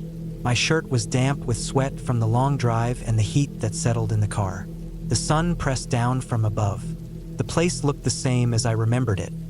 A one-story wooden cabin with a front porch and a sagging roof, tucked between tall pine trees and dense undergrowth. A stack of firewood leaned against the wall, gray and weathered. The place smelled like dry bark and old earth. I unlocked the front door and stepped inside. The inside was dark and smelled a little musty, but not bad. There were 2 rooms, one large main space with a kitchen area and a small couch, and then a bedroom with a single bed and an old wooden dresser. There was no bathroom, just an outhouse about 20 feet out back. I opened the windows to let the place air out, then brought in my things. A cooler full of food, a duffel bag, a sleeping bag just in case, and a flashlight. I put the cooler in the shade near the back window and laid my things out in the bedroom. By late afternoon, I was already settled. I took a short walk behind the cabin where a trail led down to the old quarry. It wasn't very far, maybe 5 minutes if you walked slow. The trees opened up just a bit near the edge where the quarry used to be, though now it was more like a deep pit filled with dirty water and broken rock. There were some rusted pieces of equipment left behind, half buried in weeds. I didn't go too close to the edge. The drop looked steep and uneven. I headed back before dark and cooked a simple meal on a portable propane stove I had brought. It was quiet while I ate. I sat on the porch and watched the light fade from the sky. The trees turned black against the orange and pink horizon. I stayed there a long time, just listening to the bugs and the soft wind. That night, I slept better than I had in weeks. The second day was peaceful. I explored more of the area around the cabin. I brought a small notebook and wrote for a while. I had no phone signal, so I didn't check it. I didn't even bring a laptop. Around midday, I hiked back down to the quarry, this time circling around a bit more.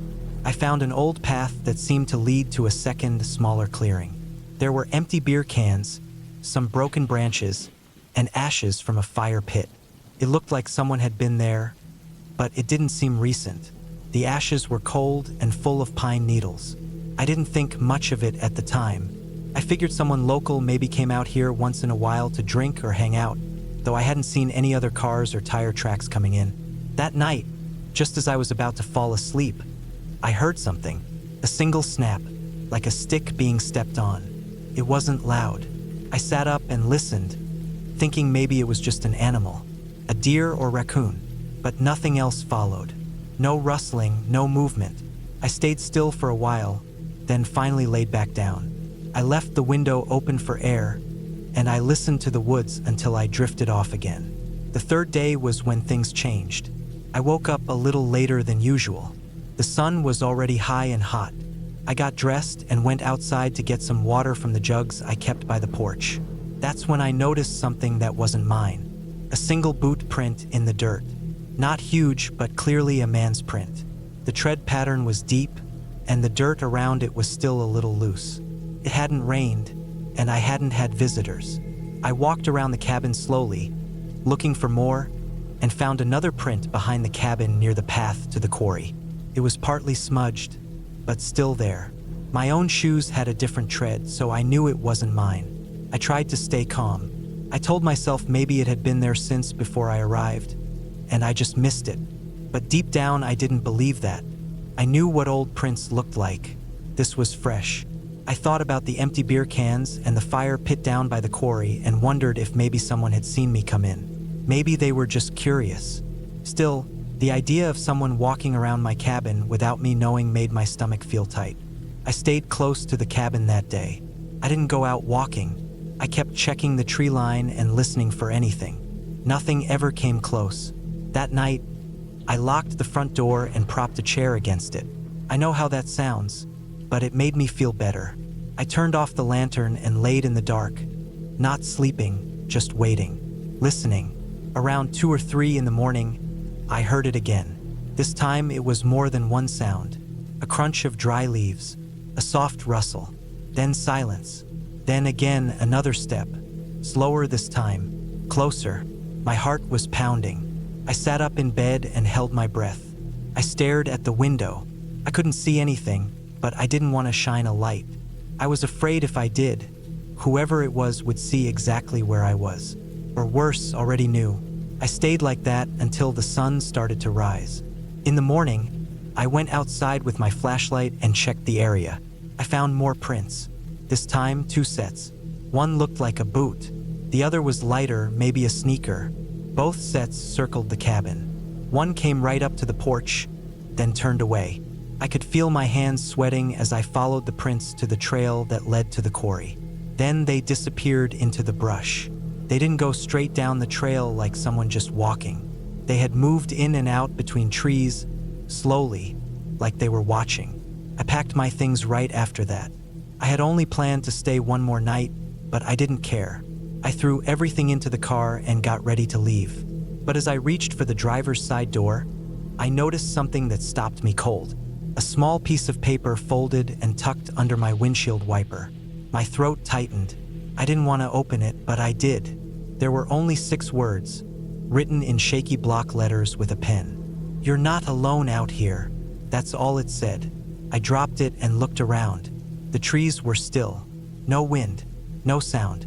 I got in the car, locked the doors, and started the engine. Gravel crunched under the tires as I backed out. I didn't look in the mirrors. I didn't stop. I just kept driving. The road felt longer on the way out. I kept expecting to see a truck or someone step out onto the road. But nothing came. Just trees, gravel, and more trees. When I finally reached the paved road, I didn't stop until I hit the gas station 30 miles out. I filled up, went inside, and sat at a booth in the back corner of the small diner connected to the station. I didn't call the police. What would I say? That someone left a note? That I heard noises? That I saw footprints? I had no pictures, no names, no faces, just a feeling that whoever had been watching me knew the area better than I did. They didn't want to hurt me, at least not yet. They just wanted me to know they were there. That was the part that kept me awake for weeks after. I never went back to that cabin. I told my cousin he could sell it if he wanted. I didn't even go back for the few things I left behind. The memory stayed with me. The sound of leaves crunching in the dark. The smudged prints in the dirt. The way that note felt between my fingers. I still think about what would have happened if I had stayed just one more night, or if I had shined a light through the window. But I didn't. I left. And maybe that's the only reason I'm still here.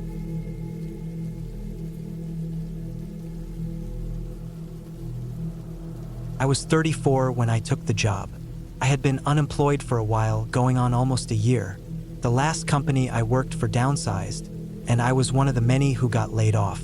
I applied for everything I could: warehouse jobs, night shifts, delivery driving, even seasonal work at hardware stores, but nothing stuck. It was getting to the point where I was seriously worried about losing my apartment. I'd already sold my car and pawned off a few electronics. It was just me and a small studio apartment on the edge of town. Rent wasn't expensive, but with no income, even cheap rent becomes a mountain. So when I saw the listing online, I clicked fast. It was vague, something like, asterisk, seeking responsible individual for caretaker position at remote property, minimal interaction, paid weekly, room and board included. Asterisk, I didn't even think twice before emailing them. I figured it was some kind of watch the place gig, maybe for a hunting lodge or a summer rental. A few hours later, I got a reply. No name, no phone number, just an address and a line that said, asterisk, come prepared to stay. 2 weeks trial. Pay is $800 per week. Cash. Asterisk. I knew it was a little weird, but I also knew that most normal jobs weren't replying to me anymore. I printed the email and packed what I had. Some clothes, a battery pack, a flashlight, a few cans of food just in case, my old boots, and a secondhand backpack. I borrowed a ride from a friend of a friend who owed me a favor. The GPS took us deep into the northern woods, past the kind of small towns that don't have more than one gas station. Eventually, the road turned into gravel. Then the gravel disappeared and we were bumping over dirt paths. He dropped me at a metal gate with no signs, just a chain and a lock. I told him I'd figure out a ride back when the job ended. I hopped the gate and walked for maybe 20 minutes. The woods were thick and quiet. I could hear my breathing louder than anything else.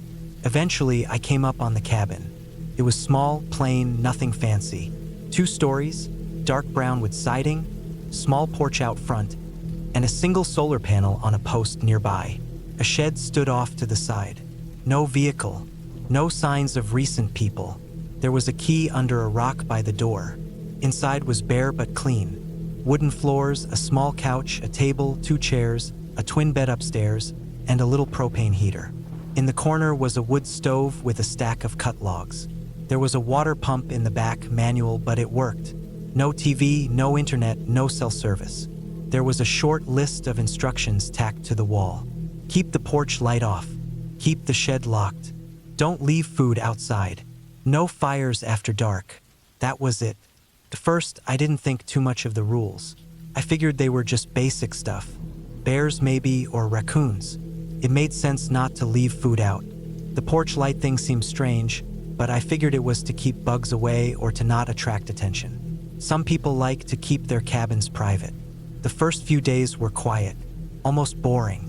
I walked the trails during the day, took notes on the property, kept an eye on the shed, and spent most evenings reading or writing in a notebook.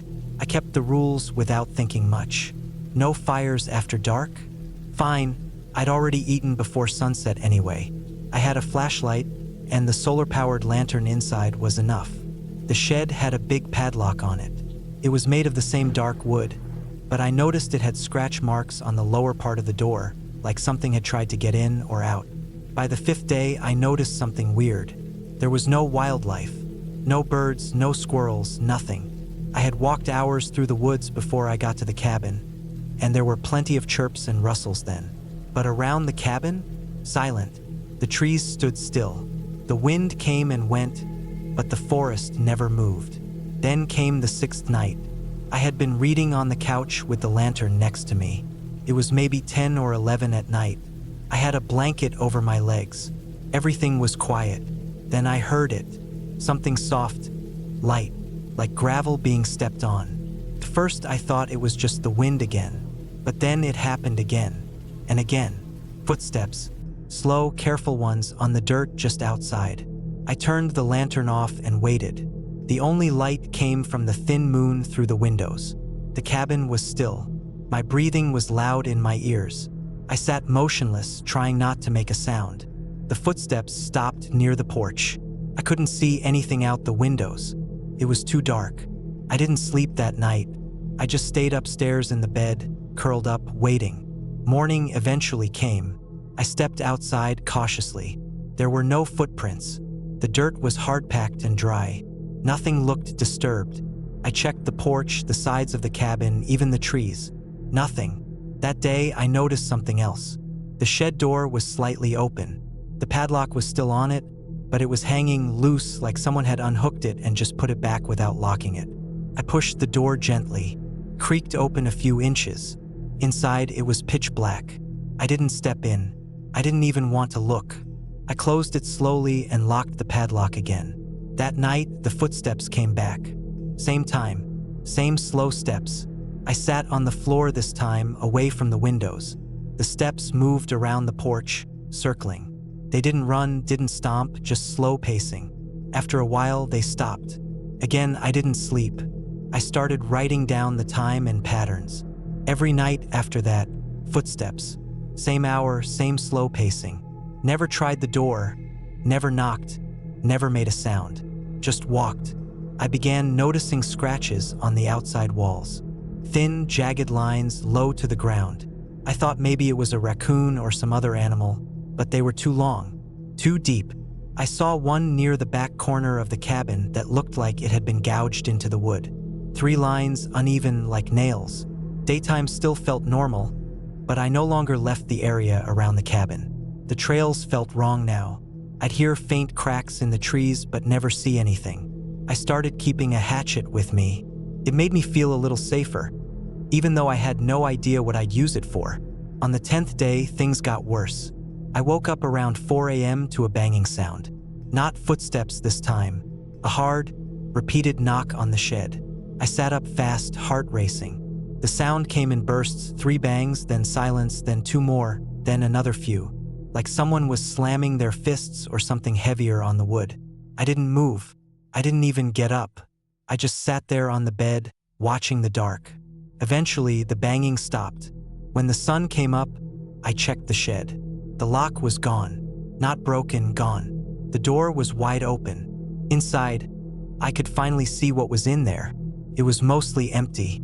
A few metal tools, some tarp, an old barrel, and in the middle of the floor, a heavy chain bolted to the wall.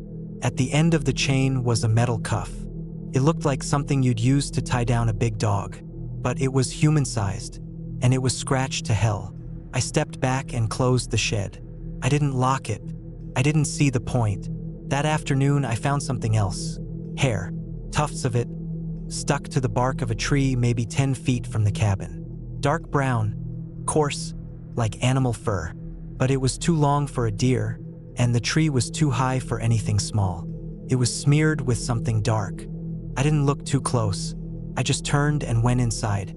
I thought about leaving, just walking down the path and hitchhiking back to town. But I hadn't seen a single person in days, and I had no signal, no car. I didn't even know if I could make it out in one piece. The woods felt like they were watching, like they knew I was thinking about leaving, so I stayed. On the 12th night, the pacing turned into scratching. Not on the walls, on the door. Light at first like nails, then deeper, longer. It went on for maybe half an hour. I sat on the stairs, frozen, the hatchet in my lap. When I finally opened the door at sunrise, the outer wood was clawed in long, rough gashes. Something had dug into it like it was trying to peel the door open. I slept during the day now, couldn't sleep at night. The cabin became a cage. On the last night, the 14th, I stayed awake the whole time. I didn't move from the upstairs window. I watched the edge of the woods where the path came in. At around 2:30 a.m., I saw movement. A shape moved between the trees. It was on 2 legs, I think. Tall, maybe 6 feet or more, but hunched. The way it moved was wrong. Stiff, slow. Came out into the clearing and walked to the shed. It didn't open the door. It just stood there. I could see it better now. It wasn't wearing clothes. Its skin was dark and mottled, like dried mud. Its back was bent, arms too long, fingers reaching almost to its knees. It had no hair on its head. Its face, I couldn't see the face clearly, but I saw its mouth, open, wide, hanging. It stood there for 10 minutes. Then it walked to the porch and sat down. It just sat, not looking at the door, not making noise.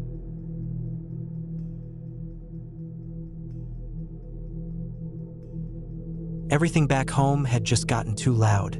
Between my phone buzzing nonstop with work messages, traffic everywhere I went, people constantly talking around me, and never really getting any silence, I felt like I was starting to lose touch with myself. I was burned out, mentally, emotionally, physically. So I looked up some cabins online and found one that wasn't too expensive and was far enough away to really feel isolated. It was a small cabin about 4 hours north, near a place I'd never heard of, surrounded by forest and nothing else.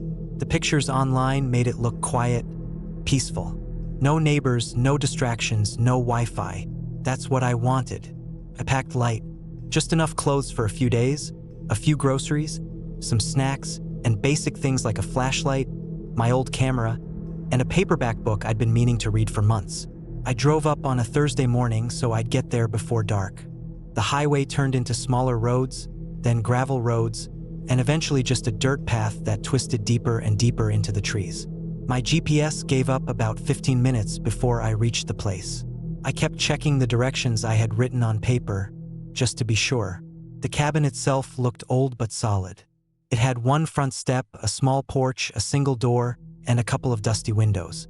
The roof was rust-colored, maybe from age or moss, and the wood looked weathered. No signs of anything modern nearby. No power lines, no fences, nothing. Just trees. Endless trees on all sides. The closest sign of civilization I had passed was a gas station nearly 30 miles back. Inside, the place smelled like dust and wood. There was one room with a small bed, a wooden table, a chair, a narrow kitchen counter with a gas stove, and a fireplace that hadn't been used in years. There was no bathroom, just an outhouse about 15 yards behind the cabin. I brought in my bags, opened the windows to let in some air, and sat on the porch with a bottle of water, listening to the sound of wind in the trees. Felt like a different world. No cars, no buzzing of electronics, just silence. That first night, I lit a few candles, heated up some canned soup, and read until I got sleepy. The woods outside were completely black. I hadn't seen a single light since the sun went down. There was no cell signal either, which was expected. Still, I tried lifting my phone and holding it in the air near the window, just in case. Nothing. I slept okay that night. I thought I heard something outside around 3 a.m., maybe just branches snapping or some animal walking by. I turned over and went back to sleep. The next morning, I went for a walk. There were no trails around the cabin, so I just picked a direction and walked. The forest was thick and uneven. A lot of brush, dead leaves, soft dirt. It didn't take long for me to lose sight of the cabin, which I expected, so I didn't go far. Maybe 15 minutes in, then I turned around and came back, marking trees with broken sticks just to be sure. Back at the cabin, I made coffee on the gas stove and sat on the porch again. That's when I noticed it.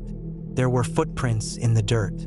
At first I thought they were mine, but I looked closer and realized they weren't. Mine were deep and wide boots. These were different. Lighter, narrower, not as deep, like someone wearing sneakers or thin shoes. I followed them slowly. They came from the edge of the woods, circled behind the cabin, stopped near the back window, and then disappeared toward the trees again. The prints looked fresh. I stood there for a long time, just staring at the spot where they vanished into the brush. No one was supposed to be out here. I hadn't seen a single car or person since I turned off the highway, and the path leading to this cabin was basically invisible if you didn't know where to look. I felt unsettled, but I told myself maybe it was just someone who used to know the place. Maybe a hunter or a local from years ago still roamed through here sometimes. Still, I couldn't shake it. I kept checking the tree line every couple minutes, feeling watched. That night, I locked the cabin door, even though the lock felt flimsy. I kept the flashlight next to the bed and slept with my boots on. I didn't sleep much. There were more noises outside than the night before. Crunching leaves, occasional thuds, maybe something brushing up against the wall. I kept sitting up, listening, waiting for the sound of a knock or a voice. Nothing came, just quiet, then more crunching, then silence again. The next morning, I looked around the cabin again. More footprints. This time they led straight up to the front porch. The light layer of dew on the wooden step was disturbed. Someone had stepped up, walked right to the door, and turned away. I checked all the windows and nothing looked broken. But I kept getting this sick feeling like I had been watched all night.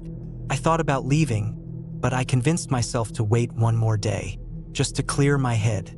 I told myself I was being paranoid. Just because someone passed through didn't mean they were dangerous. I spent most of that day inside. Around mid-afternoon, I noticed something else. A small, rusted nail was sticking out from the bottom of the front door. I hadn't seen it before. I bent down to look closer. Tied to it with a short piece of thread was a strand of hair. Human hair. Light brown, almost blonde, maybe 4 inches long. It looked like someone had tied it there intentionally. I pulled it off and threw it in the fire pit outside. My heartbeat didn't slow down for hours. I started noticing little things after that. The fork I left on the table was suddenly in the sink. The window I had closed was now cracked open. The lighter I used for the candles was on the floor under the bed. I couldn't tell if I was just forgetting things or if someone had been inside. I checked the door again, but it was still locked. I checked the windows, no breaks, no signs of entry, but I still felt it, that feeling of being watched. I didn't sleep that night. Every sound outside made me sit up. I kept the flashlight on for hours, just waiting. Around 2 a.m., I heard a very slow scraping sound along the back wall of the cabin. It lasted maybe 5 or 6 seconds. I didn't move. I just held my breath and listened. Then nothing. When the sun came up, I packed my things. I didn't eat. I didn't drink anything. I just loaded my bags into the car and got ready to leave. But the car wouldn't start. I turned the key. The engine tried to turn over, but it never caught. I popped the hood and looked inside, even though I knew nothing about engines. Everything looked normal. No wires missing, no leaks. I tried again. Nothing. Just that whirring sound and silence. I felt this slow wave of panic rise in my chest. I was 30 miles from the nearest place with people, no signal, no bike, no radio. I walked back inside and just stood there. Then I saw something that made me freeze. The camera I had brought, the one I'd left zipped inside my backpack, was sitting on the table. The lens cap was off. The screen was on. I picked it up with shaking hands and clicked through the gallery. The last 3 pictures weren't mine. They were taken at night. One was a photo of the back window. Another was of the outhouse. The last one was a blurry picture taken through the front window, showing me asleep on the bed. I dropped the camera. I don't know how long I stood there. My hands were shaking so hard I had to sit down. I stared at the door. Every little sound outside made me jump. I didn't know what to do. I thought about walking out and trying to hike back to the road, but I didn't even know which direction that was anymore. The clouds were thick, and the sun was behind them. No sense of direction. I waited all day, too afraid to move. When night came, I didn't light any candles. I didn't move from the corner I had chosen, sitting with my back to the wall, the flashlight in one hand and a kitchen knife in the other. Every sound outside made my heart pound. I didn't sleep. At some point around 4 a.m., I heard a light knock on the door. Just one knock. Not loud, not hurried. Just one slow knock. I didn't move. I didn't breathe. Then I heard footsteps walking away into the leaves. Crunch, crunch. Then nothing. The sun came up slowly. I waited until the light was fully in the cabin before I moved. I went outside. No one. I checked the door. On it, someone had scratched a word into the wood with something sharp. Stay. I ran. I didn't care about the car. I didn't care about the food or bags or anything. I just grabbed the flashlight and ran straight into the trees. I didn't look back. I just ran. I tripped. I scraped my hands. I got cut on branches, but I kept running. Eventually, by some luck or instinct, I found the dirt path again. I followed it for what felt like hours until I found the road. A passing truck picked me up and took me to the nearest town. I never went back for my things. I never told anyone the full story. I called the cabin rental place and told them I had left early for personal reasons. They didn't ask any questions. I checked the listing a week later, and it was gone. No trace of it online. No phone number. Nothing. I don't know who was out there. I don't know if it was just one person or more. I don't know what they wanted. But I know this. Someone had been watching me. They had been in...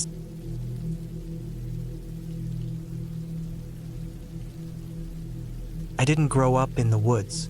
I wasn't raised hunting deer, chopping firewood, or learning how to read animal tracks in the dirt. I was from the city, where the loudest things were sirens and arguments, and the most dangerous thing I dealt with daily was aggressive drivers. So, when I decided to take a break from it all and rent a remote cabin for 2 weeks, I went in with a dumb sense of peace, thinking it was going to be relaxing and simple. I thought I'd write in a journal, drink hot coffee on the porch, and maybe listen to the rain if I got lucky. I should have done more research. The listing I found online made the place sound perfect. Small, private, no Wi-Fi, no cell signal, just trees, a lake, and a little wooden cabin that looked old but cozy. The pictures showed a stone fireplace, a small dock stretching into the water, and thick forest all around it. It was the kind of quiet I thought I needed. City life had drained me. My job was demanding, I barely slept, and I was always behind on everything. I figured if I could disconnect completely, even just for a short while, I might be able to reset myself. The place was about 4 hours away from the city. I took my small sedan, packed some canned food, snacks, water, a flashlight, a first aid kit, and a knife just in case. I also brought a camping stove, extra batteries, matches, a sleeping bag, and some basic tools I found in the back of my closet. The drive wasn't bad, but once I left the main road and hit the dirt path that led into the forest, I felt like I had entered another world. My tires kicked up dust and leaves, and the sunlight filtered through the thick canopy above me. It was quiet in a way I wasn't used to. No cars, no people, just the sound of my tires crunching over gravel and the occasional bird. The cabin was further in than I thought. The road narrowed to the point where branches scraped against my windows, and at one point, I honestly thought I took a wrong turn.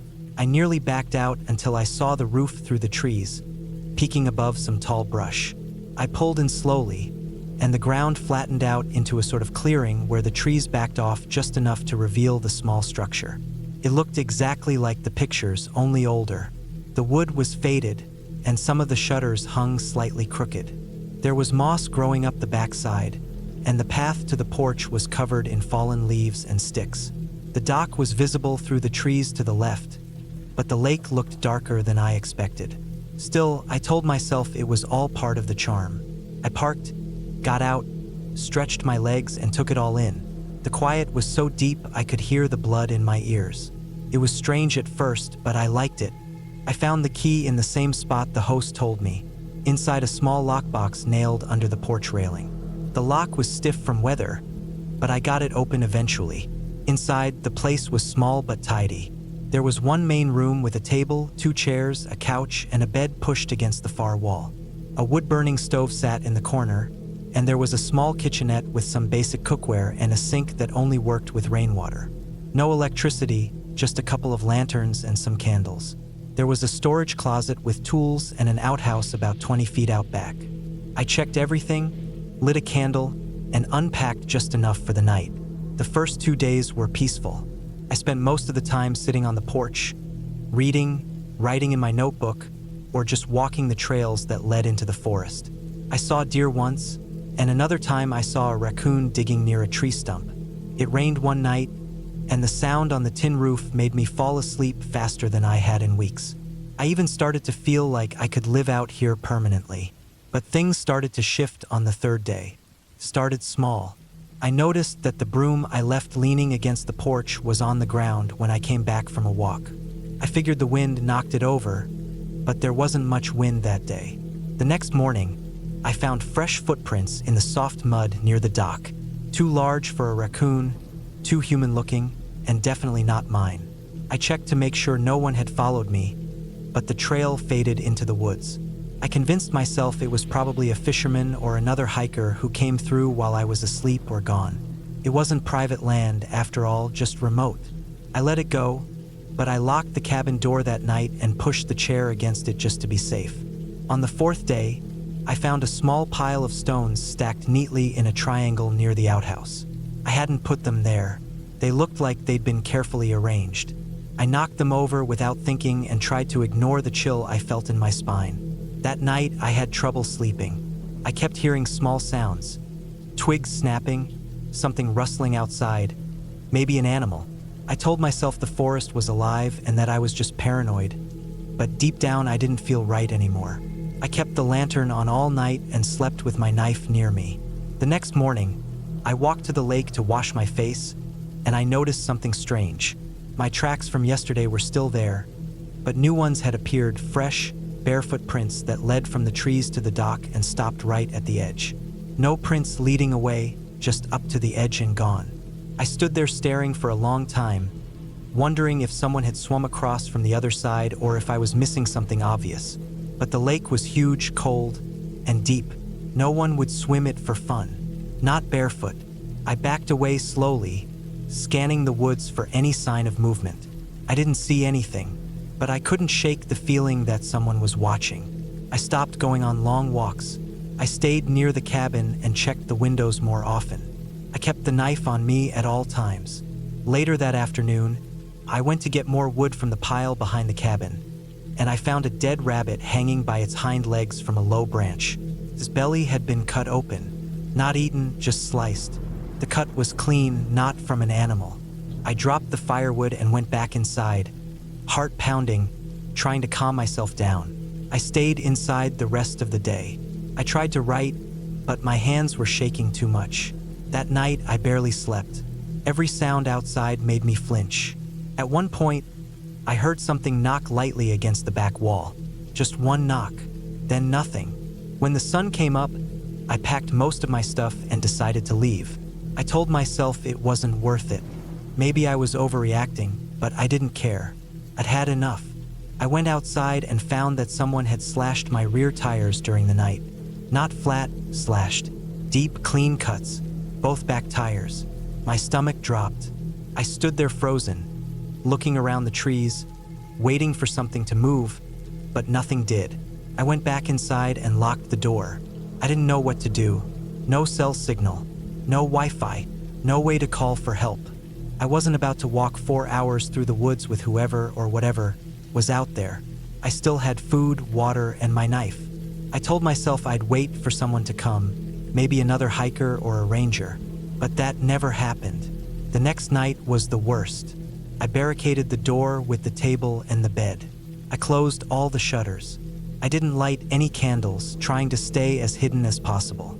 Around midnight, I heard footsteps outside. Not an animal. Slow, deliberate, crunching leaves and twigs, one step at a time. Then silence.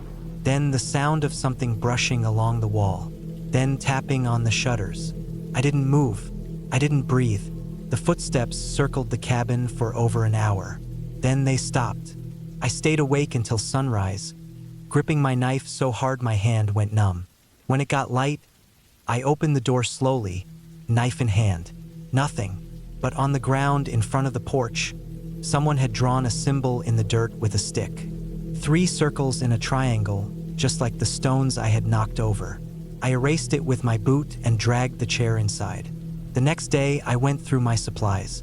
I was almost out of clean water, and I didn't trust the rain barrel anymore. I filled 2 bottles from the lake and boiled them inside, just in case. I cleaned the knife, kept it sharp, and made a plan. I would leave at first light. I'd take the trail back, even if I had to walk the whole way. I'd carry everything I could and leave the rest. I didn't care if it took all day. I just needed to get out. That night, it rained hard. Thunder shook the cabin. I stayed up again, lantern off, sitting near the door, waiting. I heard nothing for most of the night, just rain and wind. Then, sometime near dawn, I heard the door handle jiggle, slowly, like someone trying it gently. I sat frozen, holding my breath, knife in hand. Then it stopped. I waited for footsteps, but heard nothing, just the rain. When it got light, I opened the door and looked around.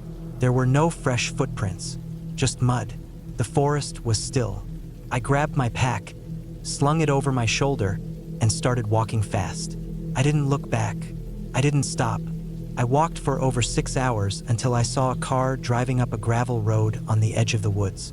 I ran into the clearing, waving my arms. The driver pulled over, and I asked him where I was. I was over 2 miles off the main trail, going in the wrong direction. He gave me a ride into town. I didn't say much, just asked him to drop me off near the sheriff's station.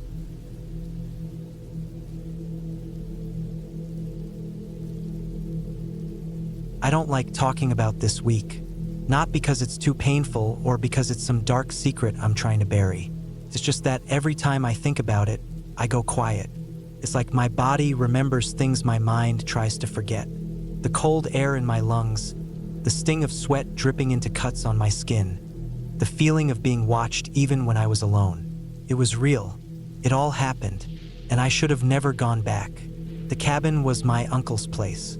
He'd built it up in the mountains of northern Washington, almost near the Canadian border, far off from any town or road. I used to go there as a kid every summer. He taught me how to chop wood, clean fish, and keep a fire going through the night. After he passed away, the land and cabin got passed down to me. I didn't visit much in the years after. Life got in the way. Work, money, city distractions. But last fall, I got burned out from everything. My job was eating me alive, my sleep was a mess, and I felt like my body wasn't mine anymore. So I took some time off and figured I'd stay at the cabin for a week or two, get off the grid, reset. I packed light, just food, some tools, first aid, a rifle in case of bears, and a small generator with fuel for backup power. I also brought a weather radio, 2 flashlights, extra batteries, and a tarp. The basics. I didn't plan on being fancy. Just me, a fire, and the woods. That was the whole point. I drove up in late September. The weather was cool but not cold yet. The trees were already turning yellow and red, and there was this clean smell in the air that only comes in the fall. The drive took almost 8 hours from Seattle, and the last 2 were nothing but rough dirt roads and faded trails. I had to park a half-mile from the cabin and walk the rest of the way because the road was blocked by fallen trees from a past storm. It was around 5 p.m. when I got there. The cabin looked smaller than I remembered. It sat on a small slope near a lake, surrounded by thick woods on all sides. There was a shed about 30 feet to the right and a rusted-out water tank up the hill. The front porch had a sagging roof, and the wooden steps creaked under my boots. The lock on the door was still the same one my uncle had used. I still remembered the code. Inside, it smelled like old wood and ash. Dust covered almost everything, and spider webs hung from the corners. I opened all the windows to let the air flow through and spent the next couple hours sweeping, dusting, and checking for mice. Nothing serious. I lit the stove, unpacked, and boiled water to make some instant soup. As night came, I threw a couple logs into the fireplace and sat by the flames, listening to the crackling wood and the faint wind outside. No cars, no phones, no noise. Felt good. The first 2 days were peaceful. I'd wake up with the sun, make coffee over the fire, and go for long walks in the woods. I stayed on the trails I remembered from childhood, though many were overgrown. I chopped wood, cleaned up around the cabin, and even fished a little at the lake, though the fish weren't biting much. The nights were cold, but the fire kept me warm. I didn't feel nervous or scared, just alone in a good way. But on the 3rd night, something shifted. I had just turned off the generator and climbed into my sleeping bag near the fireplace. I left one small lamp running on battery so I wouldn't be in complete darkness. I was drifting off to sleep when I heard a sharp sound from outside. A single crack like a stick snapping under weight. Then nothing, just the sound of leaves in the wind. At first I thought maybe it was a deer or a raccoon. There were always animals moving around. But I couldn't shake the feeling that it wasn't an animal. The sound had come from the side of the cabin, close to the shed. I got up, grabbed my flashlight and the rifle, and went to the window. I aimed the beam into the trees, slow and steady. Nothing moved. I checked the shed, walked the perimeter, and saw nothing out of place. I told myself I was just being paranoid. I went back inside, locked the door, and tried to fall asleep again. The next morning, I found something weird. About 20 feet from the shed, there were fresh footprints in the soft dirt. Not animal tracks, human. They were barefoot. The heel and toes were clear. No shoes. They led from the woods, stopped near the shed, and then turned back. I followed them a little into the trees, but they disappeared in the dry leaves. I felt something tighten in my chest. I hadn't seen anyone since I'd arrived. No cars, no fires, no signs of campers or hunters. I didn't want to panic. I tried to think logically. Maybe it was someone passing through, a lost hiker, someone trying to avoid attention. I checked my gear, locked everything up tighter, and kept the rifle close. That night, I didn't sleep much. Every small sound made my ears perk up. The trees swaying, the woods settling, even the popping of the fire. Around 2 a.m., I heard something that made me freeze. A dragging sound, like something heavy being pulled across the ground. It moved slowly and then stopped. I didn't look out the window this time. I just sat in the dark, holding the rifle tight, and waited. I didn't sleep at all. The next morning, I found more footprints. They were closer now, right by the porch steps. Same barefoot pattern. I also found something else. A small pile of rocks stacked in a neat little tower on the edge of the lake. 5 stones, each one smaller than the last. It hadn't been there before. Someone was watching me, and they wanted me to know. I wanted to leave. I even packed up half my stuff. But the path to the car was rough and I was tired. I figured I'd stay one more night, then leave at dawn. I spent the whole day gathering wood, filling my water, and checking my surroundings. I didn't find anything new. No more footprints, no more sounds. I thought maybe it was over. Maybe whoever it was had moved on. But that night was worse. It started just after dark. I had just finished eating and was sitting by the fire when I heard the generator click off. I hadn't touched it. I went out to check.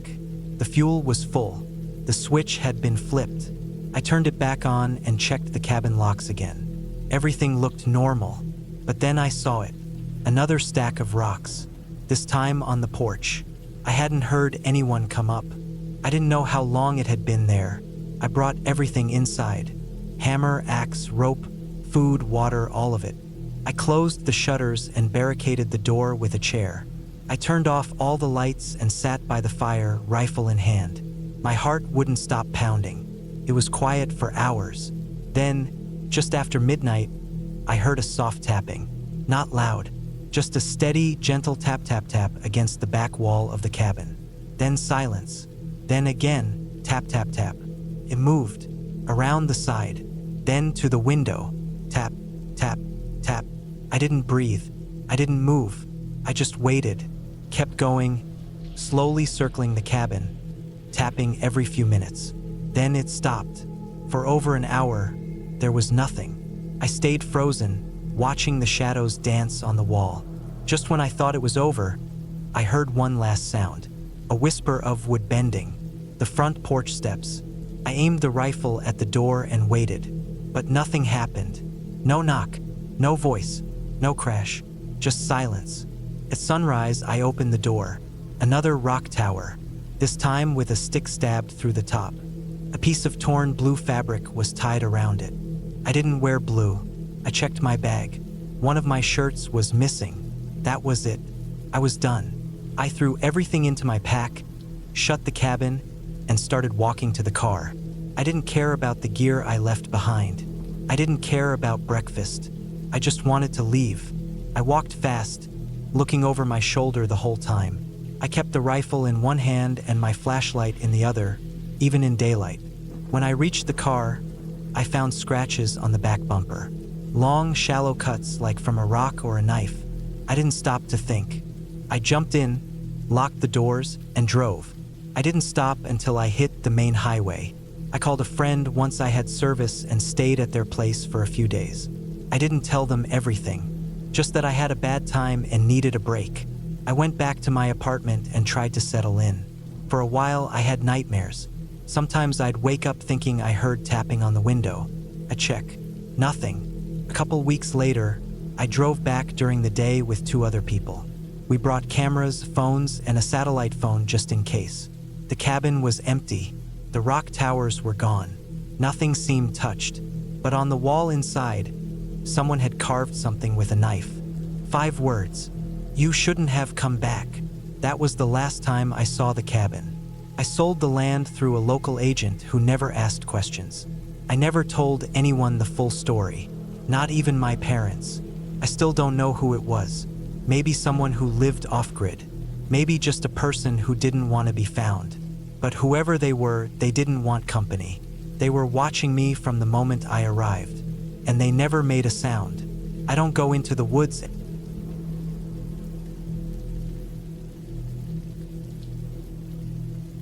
I never liked the city much. It was always too loud, too dirty, and full of people who walked past you like you didn't exist. I worked in IT, mostly remote, and had saved enough over the years that I could afford to take a real break. I wanted to get away from everything for a while. No notifications, no meetings, no people, no traffic. Just peace and quiet. So I rented this cabin. It was in the upper part of Oregon, about 2 hours from the nearest town. I found it listed online, posted by an old man who didn't live there anymore. The listing had no reviews, but the pictures were good enough. The cabin looked old but clean, surrounded by thick woods with no neighbors in sight. The kind of place you could just exist in without being bothered. I thought that sounded perfect. The directions I got were simple enough, but the last half hour of the drive was down a narrow dirt road, barely wide enough for one car. I kept checking the GPS and watching the trees on either side get thicker and closer. By the time I reached the clearing where the cabin sat, my phone had no bars, and the sun was already halfway down the sky. The place looked like the pictures. A one-story wood cabin, brown and faded, with a tin roof and a narrow porch out front. There was a fire pit a few feet away, a stack of chopped wood beside it, and an old metal chair leaning against the side wall. The windows were small and square, the kind with the cross-pattern panes. Everything about the place felt like it hadn't changed in decades. Inside, it was dusty but not dirty. There was one main room with a fireplace, a couch, a chair, and a small table pushed up against the wall. A kitchenette sat in the corner with a small gas stove, a sink, and a few shelves stocked with old canned food. The bedroom was just a mattress on a wooden frame and a dresser with 2 working drawers.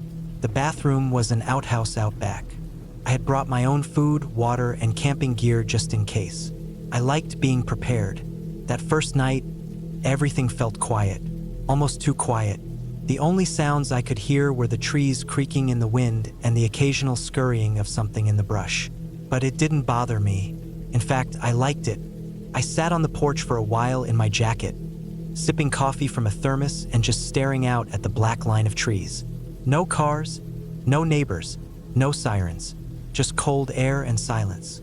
I went to bed early that night. I hadn't slept well in months, but something about that night made it hard to relax. I couldn't explain why. It wasn't that I was scared. I wasn't, but I kept waking up. At 1 a.m., I sat up in bed because I thought I heard something outside. Not an animal, more like movement, like someone brushing against a tree. I listened for almost 10 minutes, barely breathing, but I didn't hear anything else. It happened again the next night. The second night, I spent most of the day stacking wood and clearing leaves around the cabin. The cold air felt good, and I liked how quiet everything was. I hiked about a mile into the forest with a compass and GPS just to get used to the area. There were no signs of people, just woods. I saw a few deer in the distance and a squirrel digging near a tree. That was it. That night, I sat by the fire pit outside after dinner. The stars were clearer than I had seen in years. Everything felt calm until I heard something again. A single branch snapping deep in the woods, followed by nothing. Not another sound. I waited for the usual rustle of a deer or the quick, thudding footsteps of a rabbit. But there was nothing. When I went back inside, I made sure to lock the door. Not that it would stop much, it was an old lock, but it made me feel better. Again, I couldn't sleep well. I kept waking up like I had forgotten something. Around 2 a.m., I heard the same thing I had the night before. A movement outside the window. Not footsteps, just the sound of something brushing past the side of the house. Slow and soft. I sat up in bed and waited. but nothing else happened. I told myself it was probably a deer. I'd seen signs of them earlier in the day. Maybe they were used to coming close to the cabin, but it didn't feel like a deer. The next morning, I walked around the cabin looking for tracks. It had rained a little before I arrived, so the ground was still soft in spots. I found deer tracks by the edge of the trees, but I also found something else. It was a boot print, a single print near the back wall, close to the window by the bedroom. It was faint, but it was there. A left boot, maybe size 10 or 11. I stared at it for a long time. It was too fresh to be old and too out of place to be mine. I hadn't walked around that side of the cabin yet. That's when something shifted inside me. I stopped thinking this was all just in my head. Someone had been here, but who? I didn't see any signs of vehicles. The dirt road in was narrow and clear, no fresh tire marks, no broken branches. If someone came here, they either walked in or they'd been here the whole time. That day, I stayed close to the cabin. I kept the axe nearby and even carried a flashlight with fresh batteries everywhere I went. I double-checked the windows, tested the front lock twice, and kept my ears open. I didn't hear anything unusual during the day, but I never stopped watching the tree line. Something felt off. I could feel it in the base of my neck. That slow, building pressure like you're being watched even when you're alone. I didn't sleep much that night either. I heard the same brushing sound again around 2:30 in the morning. Then a thump like something hit the side of the house. Not loud, just one quick, heavy thump. I sat on the edge of the bed, holding the flashlight and waiting. The batteries were new. The bulb was strong, but I didn't want to open the door. Not yet. I stayed like that until the sun started to rise. I didn't go back to sleep. The next morning, I made a decision. I had enough food and supplies to stay another week, but I didn't want to anymore. Something wasn't right. I started packing, not in a rush, but steady. I could be out by the afternoon, but when I went to start the car, it didn't turn over. I tried again. Nothing, just a click, then silence. I opened the hood. I didn't know much about engines, but I could tell when something looked wrong. And it did. The battery cables had been cut. Not chewed, cut. A clean slice straight through. That was the first time real fear hit me. Someone had done this. Someone had been close enough to my car in the night to sabotage it. I stood there in the cold for almost 10 minutes, just staring into the trees, holding the flashlight like it could protect me. I went back inside, locked the door, and moved a small wooden dresser in front of it. I still had supplies. I could stay a few more days if I had to. I had enough water, food, and even a flare gun in my emergency kit. I knew that the town was 2 hours away, but maybe I could hike out if it got worse. For now, I just needed to stay calm. That day passed slowly. I stayed inside and kept the axe within reach. Every sound outside made my heart beat faster. A branch falling, wind through the trees, the creak of the old roof. I couldn't tell what was normal anymore. I kept walking to the windows and checking the trees, but I didn't see anything. It wasn't until just after midnight that things changed again. I was sitting in the main room, flashlight on, when I heard footsteps outside. Not soft ones, not animal ones. Heavy, steady human footsteps moving slowly around the cabin. I froze. The footsteps circled from the front to the side, then paused by the bedroom window. I didn't move. I barely breathed. Then the footsteps started again, slow and deliberate, like the person was taking their time. I crawled into the bedroom and looked out through a gap in the curtain. What I saw made my stomach drop. There was a man standing in the woods, just inside the tree line. He wasn't walking anymore. He was just standing there, maybe 40 feet away, facing the cabin. He wasn't holding anything, and I couldn't see his face well. But I knew he was looking at me. He didn't move for a long time. He just stood there. Then he turned and walked deeper into the trees. I stayed up until morning. That was the last straw. I wasn't waiting anymore. I packed everything I could carry and took the flare gun. I had a printed map and a compass, and I knew the general direction of the main road. If I started early, I could make it out before dark. I wasn't going to die in that cabin. I left everything else behind and started walking. The hike out was the longest day of my life. I checked behind me every 10 minutes. I heard noises all around me. Branches cracking, birds flying away, something large moving through the brush at one point, but I never saw the man again. Still, I felt like he was following me. I didn't stop to rest. I didn't eat. I just walked. I reached the dirt road by late afternoon. Pickup truck passed after about an hour. I flagged it down and told the driver I had been camping and my car died. I didn't mention the man. Not then. I filed a report later. I gave the police the location of the cabin, showed them the boot print photo I had taken on my phone, and told them everything. They checked it out. They found my cut battery cable. They didn't find anyone else.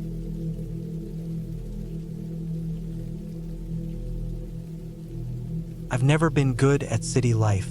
It's too loud, too crowded, and always feels like someone's watching you even when you're alone. After years of pushing myself through the grind, corporate job, endless traffic, small apartment with even smaller peace, I finally said enough. I started planning my escape the way other people plan vacations. It wasn't meant to be permanent at first, just a break, something to clear my head. I rented a cabin deep in the northern woods of Idaho. I didn't tell anyone the exact location, not because I had something to hide, but because I liked the idea of being unreachable. No neighbors, no visitors, no Wi-Fi. Just me, my thoughts, and enough food and supplies for about 3 weeks. The cabin was old but solid. Logs stacked tightly, a metal chimney poking through the steep wooden roof, and thick-paned windows that had probably held up through more than one harsh winter. The man who rented it out to me showed me where the wood was stacked, how to run the generator, how to turn on the propane heater. He didn't stay long. Said most folks don't last more than a few days before getting bored or creeped out by the silence. First, it was exactly what I needed. I brought books, journals, and a rifle, not because I expected trouble, but because the cabin was in bear country and the nearest town was almost a 2-hour drive over rough gravel roads. The first night was strange, but not scary. It took some time for my brain to adjust to the silence. No car horns, no sirens, no phones ringing. Just the wind pushing through the trees and the occasional snap of a branch in the forest. I had the same routine every day. Wake up around 7, start the fire, make coffee, write a few pages in my journal, then go for a hike. There were trails around the area, some marked, most not. I'd explore for hours, come back when the sun started dipping, make dinner, read, and go to sleep. It was peaceful until the 5th night. That night, I woke up around 2 a.m. to a sound I couldn't place. It wasn't an animal. I'd already heard elk calls, owl hoots, and the occasional coyote in the distance. This sound was soft and deliberate, like footsteps on the porch. Not heavy enough to be a bear. More like a person walking very slowly, trying not to be heard. I froze in my bed and listened. The cabin had one front window in the living area, one small one in the kitchen, and 2 upstairs. All of them had curtains, but the front window had a gap in the middle where the fabric didn't quite close. From my bed upstairs, I could see just the very edge of it through the railing. I waited. Nothing. I eventually talked myself into believing it was just the wind shifting something or maybe an animal walking past. But when I woke up the next morning and stepped outside, I saw footprints. Human footprints. Not boots like mine, but narrow, thin-soled prints, almost like sneakers. They weren't there the night before. I was sure of it. I followed them for a few feet, but they disappeared quickly into the trees. The snow wasn't deep, just a light dusting, but deep enough that the prints stood out clear as day. Someone had been on my porch in the middle of the night. My first instinct was to leave, but that felt like overreacting. It's easy to let your mind spiral when you're isolated. I reminded myself that hikers pass through sometimes. Maybe it was someone lost or curious. Maybe they thought the place was abandoned. I locked the doors, loaded the rifle, and kept it by the bed that night. For 2 more days, nothing happened.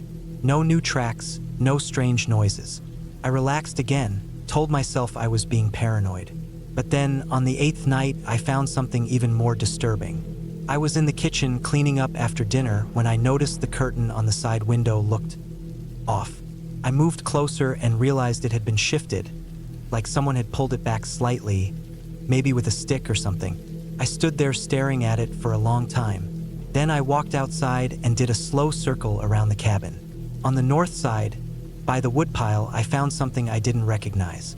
It was a plastic water bottle, half full, no label. It definitely wasn't mine. I checked all my supplies. Everything I brought was still there. So either someone dropped it recently, or someone was using it. That night, I didn't sleep.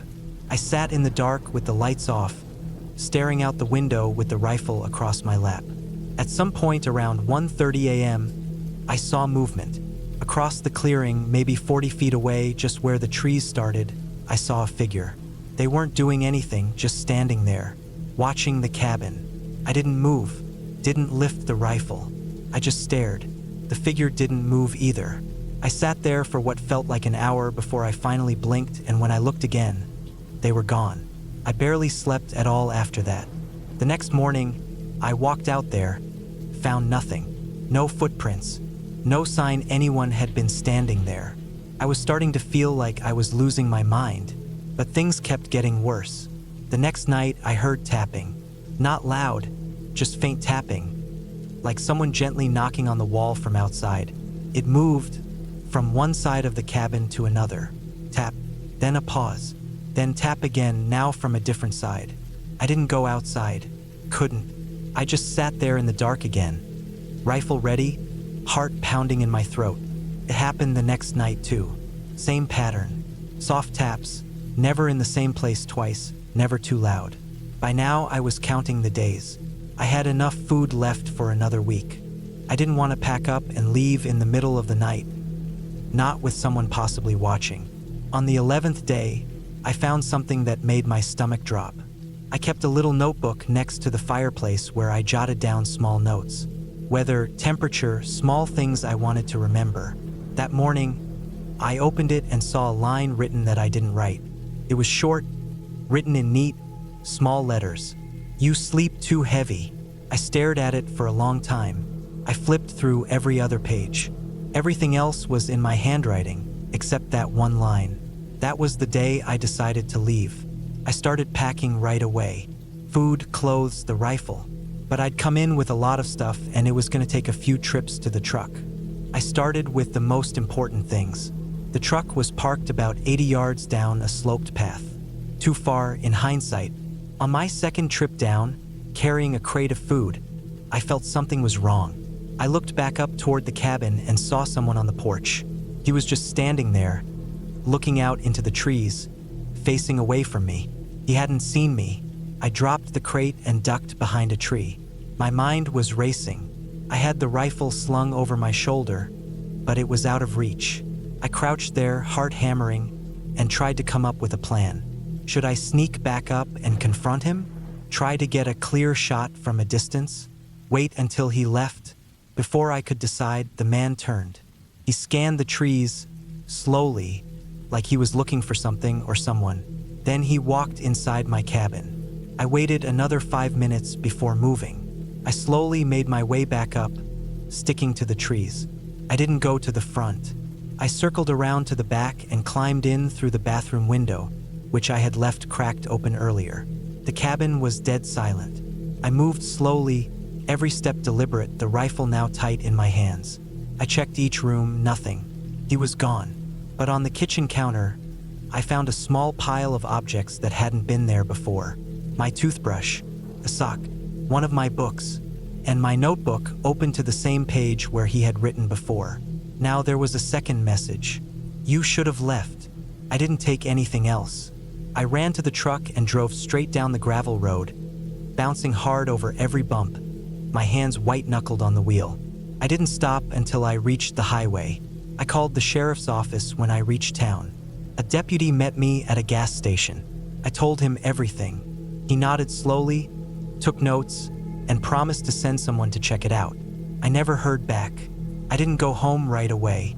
I stayed in a motel for 2 nights, just trying to breathe and get my thoughts straight. I called a friend to pick up the rest of my stuff from my apartment. I couldn't even bring myself to go back there for a while. Every creak of the motel floor, every thump on the wall, it all brought that cabin back. I looked up news reports for weeks after, hoping to see something, a suspect, A report of someone living off-grid. Nothing ever came up. I don't know who he was. I don't know how long he had been watching me. I don't know how many nights he stood outside that cabin, listening to me breathe, watching me sleep. But I know this. He was real, and he knew exactly where I was, exactly when I slept, and what I'd do next. That was the scariest part. Not the fact that someone came to the cabin, but that he had been there all along, watching, waiting, planning.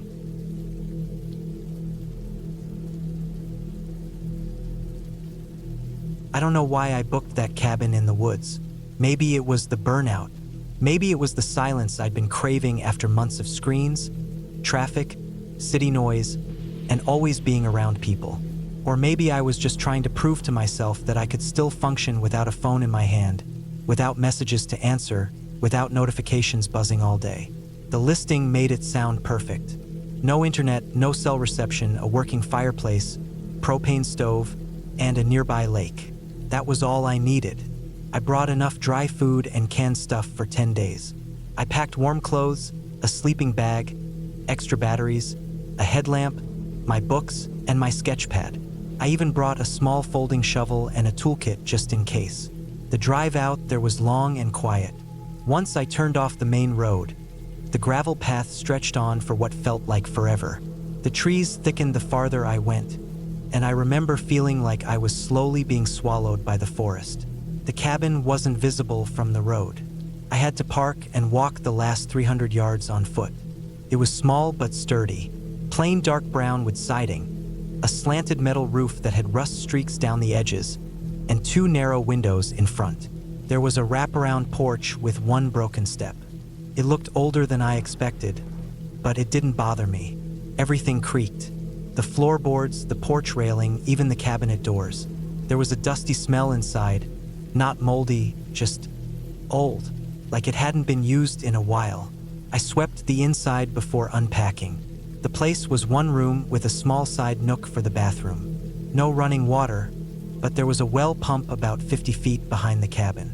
There was also an old metal stove with a propane tank beside it, a bunk bed, a heavy wooden table, 2 chairs, and a storage chest at the foot of the bottom bunk. That's it. My first 2 days were peaceful. I read, I sketched, I sat out on the porch with tea, watching the trees move in the wind. It was cold, but not unbearable. I'd brought layers and a sleeping bag rated for colder temperatures than I expected out there. It wasn't until the 3rd day that things started to feel different. I had gotten up early and was trying to fix the way the door stuck. I was lying on the floor to get a better angle on the hinges when I noticed one of the floorboards had a faint seam around it. Different from the others. Just 1 small plank, maybe 10 inches wide and 3 feet long, sitting a little lower than the rest. I pried at the edge of it with a flathead screwdriver, not thinking much of it. The plank lifted up easily, like it had been taken off before, many times maybe. Beneath it was a shallow space, maybe 10 inches deep, dark and filled with dust. At first, I thought it was just a gap for plumbing or wiring, but there was something inside, wrapped in what looked like rotted old fabric. It was stiff and smelled like oil and rust. I reached in and dragged it out. It was a rifle, a hunting rifle. It was old but intact. The stock was dark wood, scratched and worn. The barrel had some rust near the end, but the trigger and bolt looked solid. I didn't know much about guns, but I could tell it hadn't been buried for that long. It hadn't turned to dust. It looked like someone had hidden it there intentionally. There was also a box of ammunition under it, half full, wrapped in plastic. It was the only thing in that hole. I didn't know what to do with it. I didn't want a gun. I didn't bring one for a reason. I liked being away from that part of the world, violence, noise, power. But now it felt like the cabin had a past, like it had held onto something meant to stay hidden. I put it back. That night I couldn't sleep well. I kept thinking about the rifle. Who put it there? Why? Why would you hide a working weapon under the floor of a rental cabin? On the 4th day, I left it where it was, but I started noticing small things. First, the porch door was swinging open in the morning. I was sure I latched it at night. The cabin door was locked, but the porch door was just hanging, creaking back and forth. Then I started hearing noises from the woods. Not animals, not birds or wind. I know what those sound like. These were heavy footfalls, slow, deliberate, coming from a distance, then stopping suddenly. I didn't go outside after dark anymore. On the 6th day, I went to check the well pump and saw footprints in the mud. Big, boot-sized prints, deep ones, and they weren't mine. I always stepped in the same spots going to and from the pump. I checked. I even compared them. These were different, wider. I walked the perimeter of the cabin and found a cigarette but near the sidewall. Still fresh. I hadn't smoked in years. I felt a heavy pressure in my chest after that, like something was shifting around me, closing in, but not yet visible. I started to keep my knife clipped to my belt, even inside the cabin. That night, I slept with the axe beside the bed. On the 7th day, I opened the floorboard again and took the rifle out. I cleaned the barrel with the rag I'd used to oil the hinges. I loaded it with 3 bullets and kept the rest in my coat pocket. I didn't want to use it. I didn't want to even touch it again. But whatever was happening, I needed to be ready. That night, I heard footsteps again, closer this time, then nothing. Then, around midnight, I heard the sound of metal scraping lightly against the porch railing. I didn't move. Then there was a thud, like someone had stepped onto the porch. I sat up slowly. I didn't make a sound. I picked up the rifle. I waited. I heard it again. Another footstep, then another, then silence. I stayed like that for hours. The cold crept into my bones. I didn't sleep. I didn't blink. I just sat, staring at the door, rifle ready. But nothing came. At sunrise, I went outside. On the porch, right in front of the door, was a muddy handprint on the railing. The fingers were long, too long, but the shape was human, just stretched. There were boot prints again, fresh, same ones. They circled the cabin. On the 8th day, I didn't eat. I barely drank. I kept checking the tree line. The clouds were thick. I couldn't hear any birds. Even the wind felt dead. Then, at sunset, I saw someone. Across the clearing, maybe 30 yards back in the trees. Just a shape, not moving, standing behind a pine tree half hidden. I froze. My eyes didn't leave them. They didn't move, just stood there. I raised the rifle. The shape ducked behind the tree. Gone. I held my breath and waited. Nothing. I stayed awake all night. No fire, no light. Just me in the dark, holding that rifle like my life depended on it. By the morning of the 9th day, I'd made a plan. I wasn't going to wait for whoever or whatever it was to come closer. I would hike back to the car and leave. I had food. I had water. I had the rifle. I packed everything in less than 10 minutes.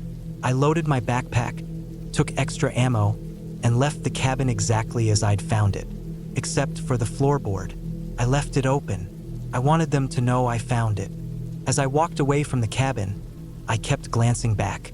Every 20 feet, every turn in the trail, every rustle in the trees made me flinch. I was less than 100 feet from the car when I saw something that made my legs lock. A man was standing near the driver's side door. He wasn't facing me. He was bent slightly, looking into the window. He wore an old brown jacket, torn sleeves, thick work boots. His hair was long and gray. I raised the rifle. He turned slowly and smiled. His face was sunken, dirty, covered in scratches, but his eyes were calm. I didn't speak. I didn't lower the rifle. He took one step forward and then stopped. He looked down, and then he turned and walked into the woods. No rush, no fear, just gone. I got in the car and left so fast I didn't even think about the trail behind me. I drove for miles before I stopped shaking. I never reported it. I didn't know what to report. I didn't tell anyone about the rifle or the man, but the image of him standing by my car stayed with me. His calm eyes, his slow step, the way he wasn't scared of me or the gun. That cabin had a story, one I never got to know, but I think I interrupted something. I think someone put that rifle under the floor for a reason, maybe to forget, maybe to come back for it later, and I was the mistake. I was the one who dug it up. That man wasn't surprised to see me. He was disappointed. like I'd opened a door that was supposed to stay shut, and I'll never go back.